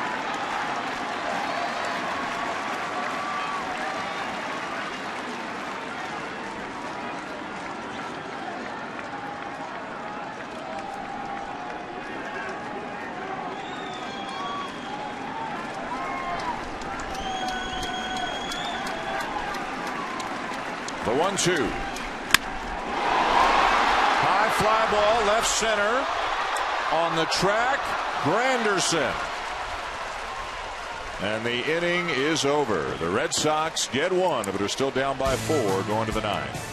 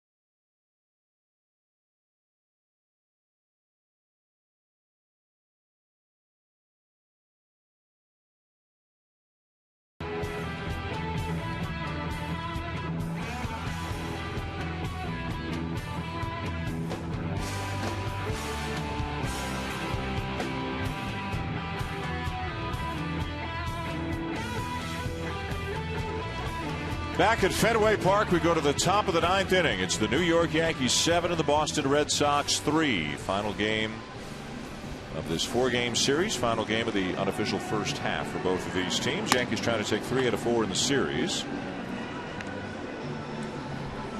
And out of the Boston pen for the top of the 9th inning to get a little work in is Alfredo Aceves, the Red Sox closer.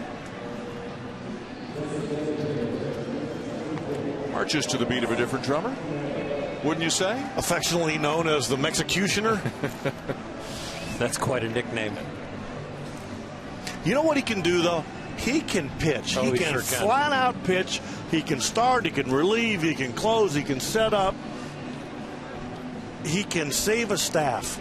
Yep. He gave him an anchor in the bullpen to start squaring their bullpen away here. Here's Robinson Cano 0 for 3 with a walk. Last chance, you would think, to extend a hitting streak that's at 14 games right now.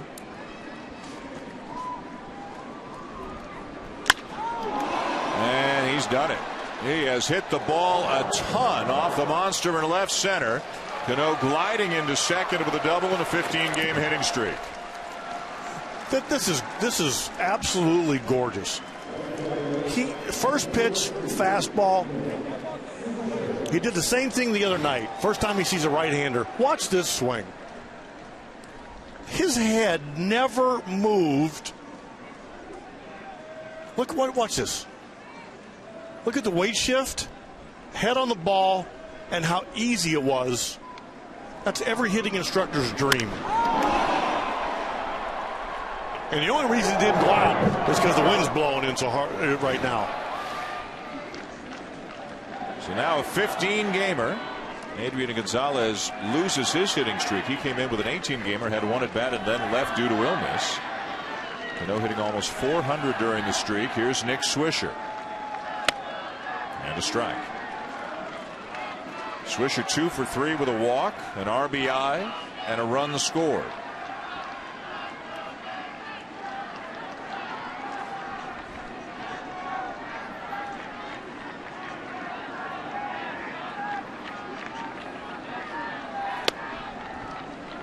You know, when you get in a baseball conversation and people are talking about hitters' hands, Robinson Cano is the example. Just ball just jumps off his bat.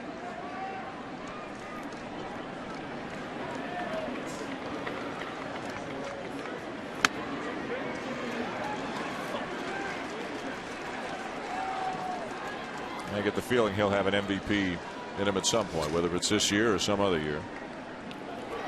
It's there. And for whatever reason, he got off to a slow start this year. I think earlier in his career, maybe sometimes he even got bored. It was easy. But I think we all agree that there's going to be a year where he puts it all together and runs away with it.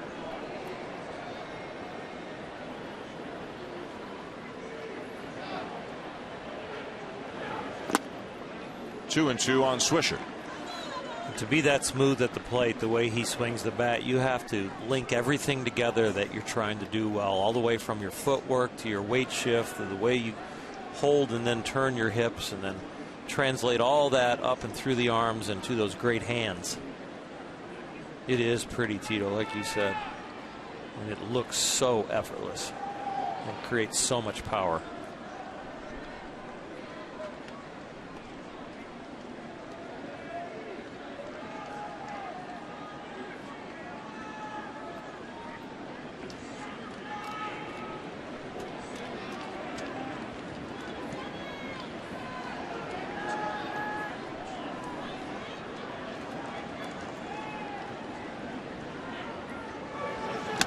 Two is high, a full count. Let's go down to Buster.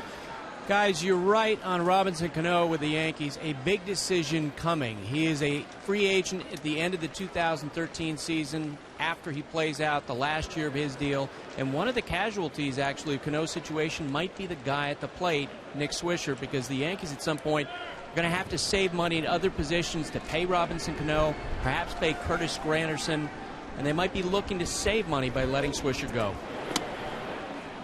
There's ball 4.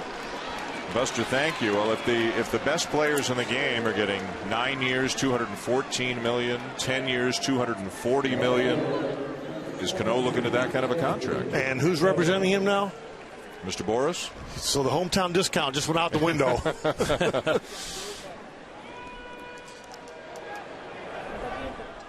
Here's Andrew Jones, another big night. 2 for 4, a home run, 3 RBIs.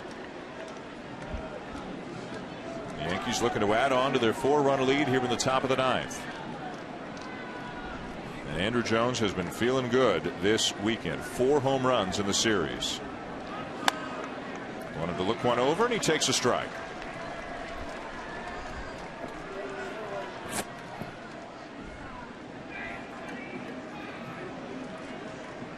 He's a pretty relaxed looking guy in the box right now. I was about to say that's the look of a hitter that is very comfortable.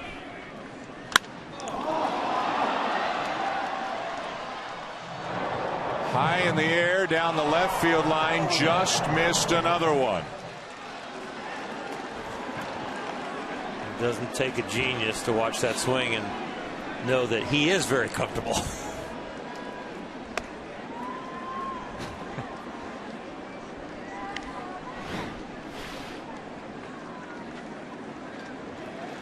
Just foul.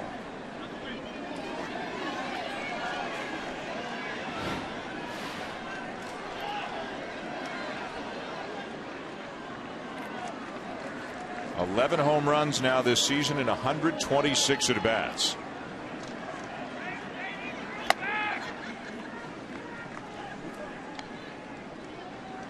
That's like a video game slider he threw right there. He can manipulate the ball and make it do a lot of things. Yep. And you know what? Andrew didn't buckle. Didn't flinch.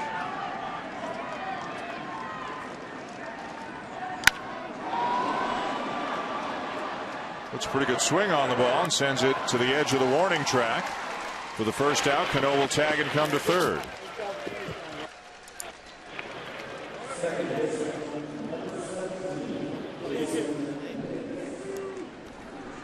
We get a look at Andrew swinging, and this ball's actually hung a little bit. And he just didn't quite get extended enough where he pulls that ball, or he'd have hit that ball out too. Look at the hips clear out a little bit. He just couldn't quite get the barrel to it.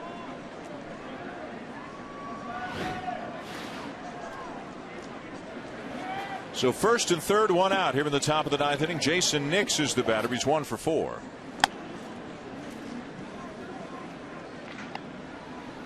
The Yankees will come out of the All-Star break at home against the Angels, and then the Blue Jays. The Red Sox will begin the second half at Tampa Bay. It'll be tough for these teams in the American League East, especially with the Angels coming on after they started so poorly. 6 weeks ago, you might have said, well, it's a lock. Both wild cards are coming out of the American League East. That looks like it is a bit more of a long shot right now, with the Angels having moved ahead of all of those teams from Baltimore down. And with all those teams having to play each other so much in the second half. And that's the big point. Yeah. They're going to beat up on each other for the majority of the rest of the season. And they got C.J. Wilson, who's throwing the ball really well. Jared Weaver out there is doing very, very well. Albert's come around. Trout. I'll tell you what, the Angels are going to be at the top of that, or at the top of their division for a long time, I think. Tigers playing better. Yep. They and got everybody themselves over 500. Yeah, and everybody kept saying it, and it was bound to happen. Yep. They got to get Porcello and Pfister, and Verlander's doing well. If they get that rotation together, the two big boys in the middle, Cabrera and Fielder, are doing very, very well. Might get Victor Martinez back before the end of the year. Imagine having a switch hitter in between those two guys, or protecting those two guys.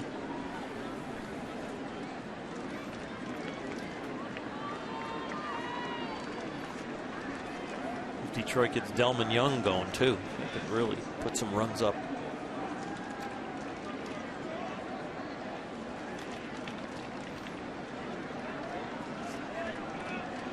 Well, the Tigers, of course, would have their sights set on the division title as well. Robin Ventura, Chicago White Sox are your leaders in the American League Central going into the All-Star break. I think a team that's a little bit further ahead of where most people thought they would be coming into the season. Runner from first breaks, and the pitch is fouled back above us. The White Sox, unless they made a move in the last couple of days, of the 7 relievers they have on their roster, 6 of them are rookies. And Robin Ventura doesn't have a gray hair on his head. I think he's deservedly getting a lot of kudos. Yes. He's done a really good job. Yeah. And I'm watching the game here now. It looked to me like Aceves took exception to the fact that they were running there, and there's nothing wrong with that. Jam shot on the infield, and the runner gets back. So Nix is retired, 2 down.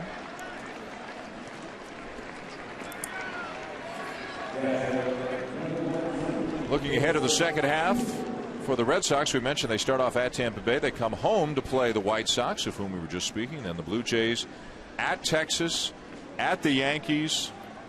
That's not easy. No, it's not. I mean, before this series started with the Yankees, they were going to play 40% of their games against New York and Toronto.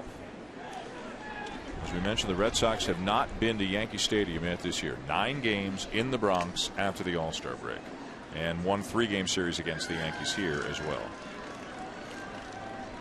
First and third, 2 down for Chris Stewart.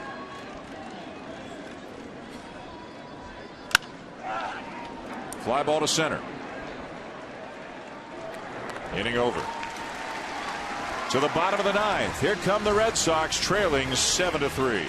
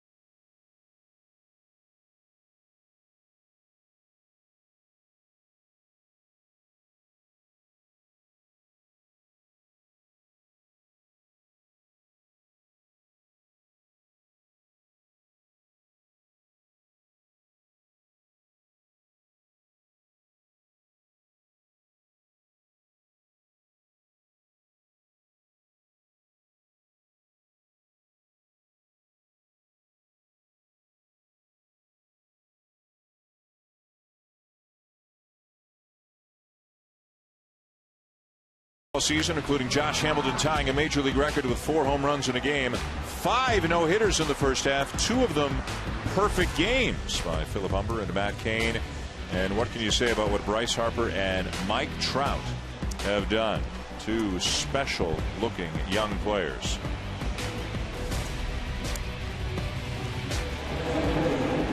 We're going to the bottom of the 9th here at Fenway. Last chance for the Red Sox, trailing the Yankees 9-3.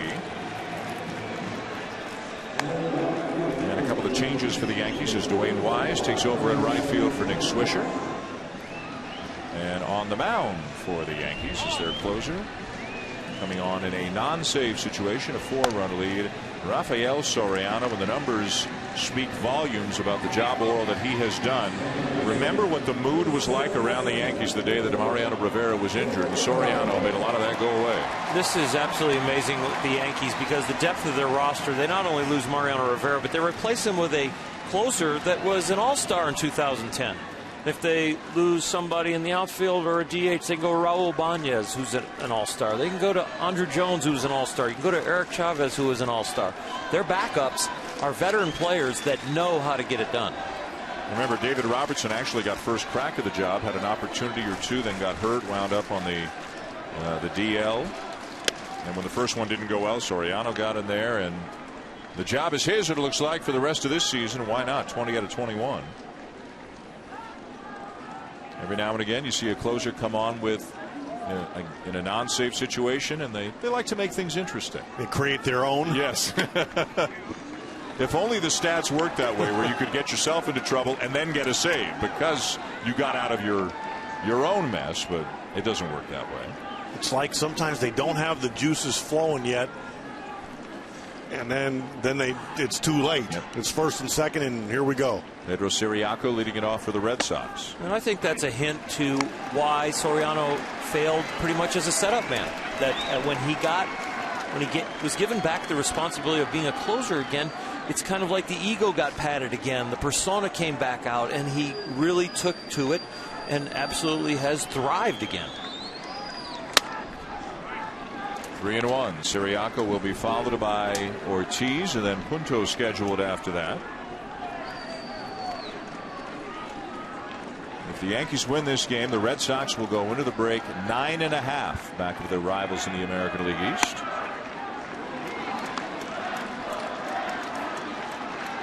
And 2.5 back in the wild card race, back of the team currently occupying the second wild card spot, the Baltimore Orioles.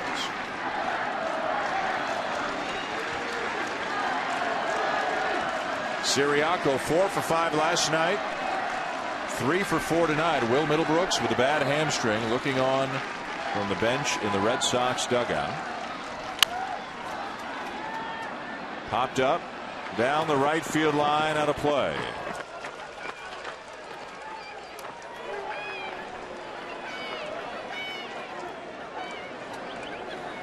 Home Run Derby, the State Farm Home Run Derby tomorrow night on ESPN. The All-Star Game comes your way from Kansas City on Fox Tuesday night. 1 week from tonight, our next Sunday night game, we'll have the Cardinals in Cincinnati taking on the Reds. That's a pretty feisty rivalry the last few years. And the week after that, the Rangers and the Angels. Good divisional rivalries. There's ball 4. Leadoff man is aboard.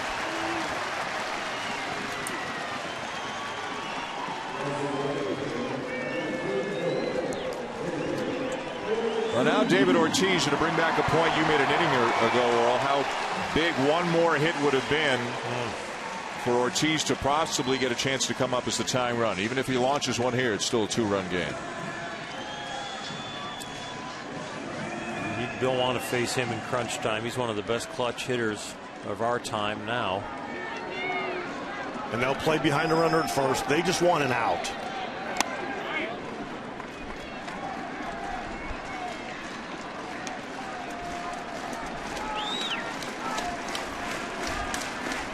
I think if I were Mark Teixeira, I'd play back on the grass.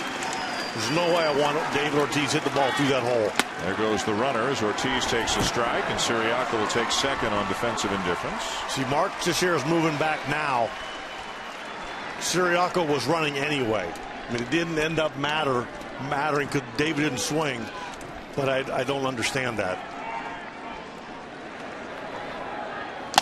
1-2.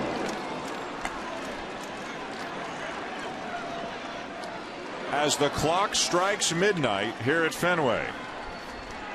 SportsCenter following the game tonight. Sunday night baseball has gone early Monday morning baseball here on the East Coast. Just inside.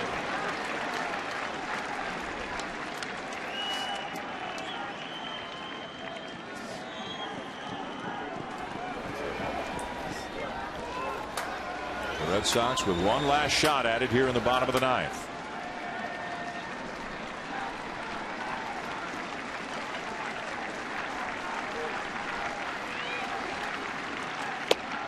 Down and in, full count.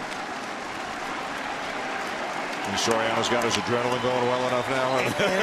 And I'm telling you, if David Ortiz gets on, this place, some of the people have gone home, but the people that are here, this place will start rocking. Again, Nick Punto's on deck because he took over early in the game for Adrian Gonzalez, who was taken out of the game due to illness. Ortiz is gone. A big out for Soriano and the Yankees. Soriano was working him down in the strike zone, and David's probably thinking to himself, make him get the ball up, make him get the ball up. And the 3-2 pitch is up, but it's up for a ball. And he's saying that, he's talking to himself right now. One down in the bottom of the ninth. Here's Punto, 2 for 3.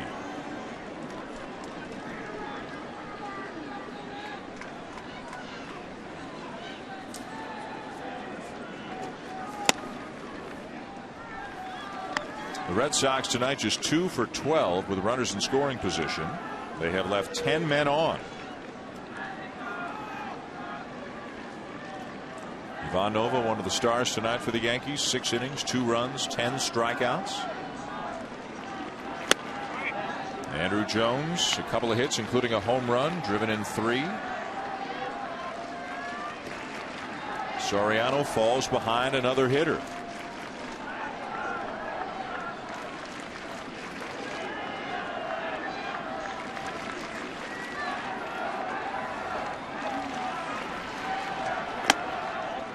Ball 3.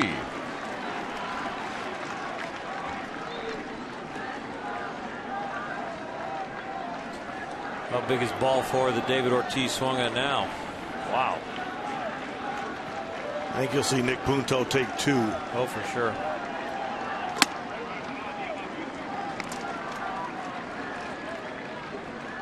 David cares an awful lot. He's going to grind on that if the Red Sox lose this game. He's not going to be one to point fingers around the bench. He's going to look at himself and say, I could have helped us. Swinging away. Punto fouls it off. 3-2.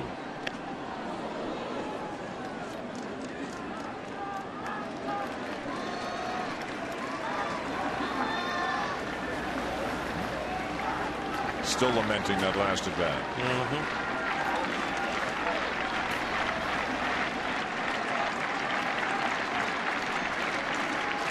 Full count pitch. Fouled back by Punto. A lot of deep counts, a lot of pitches here for Soriano.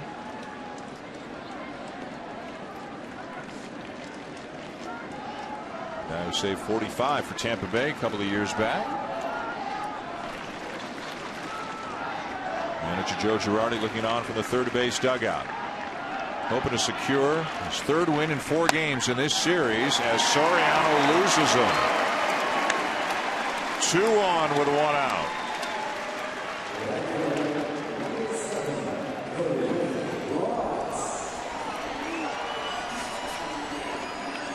And now a couple of guys who can hurt you with a long ball. Cody Ross is up, then Jared Saltalamacchia.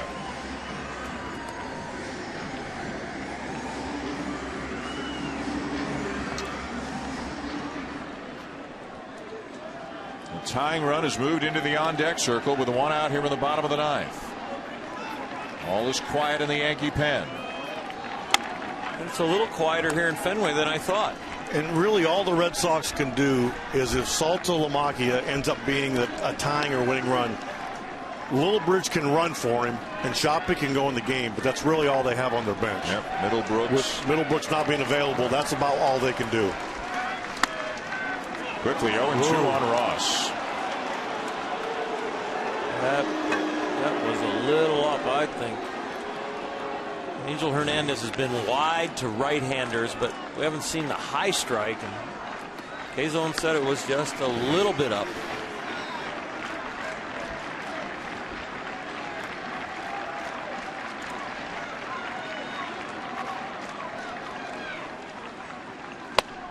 Breaking ball taken down and away. Cody Ross jerked his head around back to Angel like, don't you dare. Yankee relievers have walked 6 Boston hitters. Epley 2, Robertson 2, now Soriano 2. They've been playing with fire, but only one of those walks has come around to score so far. Upstairs. Soriano might get through this inning, but it's been an adventure so far. Gone 3-2 on each of the first 3 hitters. He's 2-2 now on Ross. He's thrown 24 pitches already, just 11 of them for strikes.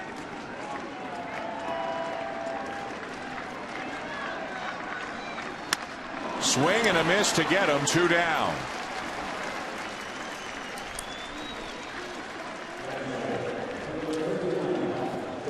Our Chevrolet player of the game tonight is Yankee starting pitcher Ivan Nova. 6 innings, 2 runs, 10 strikeouts for Nova, who will pick up the win if Soriano can secure the final out. The winningest pitcher since 2011 as far as win percentage. 16-4 last year, and with a win tonight would be 10-3 this year. ZRA dropped to 3.92, got it below 4. Saltalamacchia, strike 1.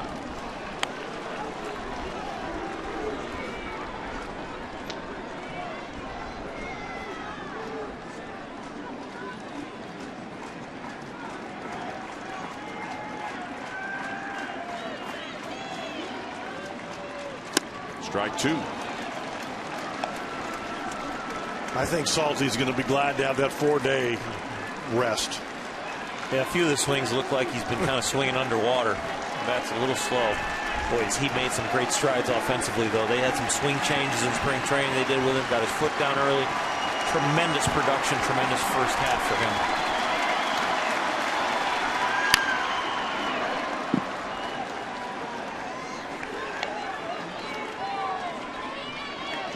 And it seems like he's hit big home runs. You know, late in the game home runs.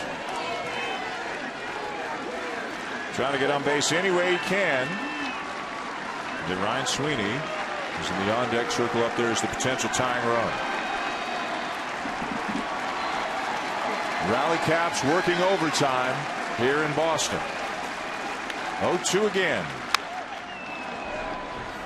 Talk about Salty looking for the break. You know, the Red Sox came into this series 7.5 out, hoping to cut into the Yankee lead, and now they're going to lose 3 out of 4, end up 9.5. They're going to have to lick their wounds and get healthy. They need the break themselves. Bobby Valentine has had a very eventful first half of the season.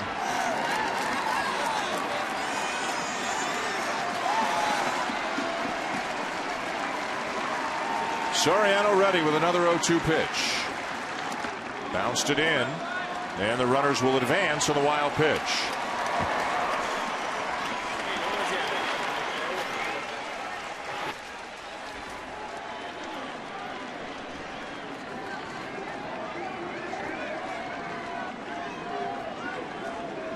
"30 pitches thrown this inning by Soriano. He's walked 2. He has struck out 2. And there's nobody warming up. He's going to finish this one way or the other.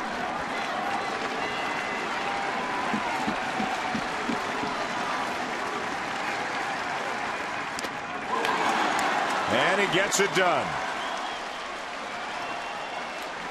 The Yankees take 3 out of 4 here at Fenway Park. Andrew Jones with a big night as they beat the Red Sox 7-3 here on Sunday night. Coming up next on ESPN, stay tuned for SportsCenter. This has been a presentation of ESPN, the worldwide leader in sports. For Oral Hershiser, Terry Francona, and Buster Olney, I'm Dan Schulman saying thanks for watching and so long from Fenway Park.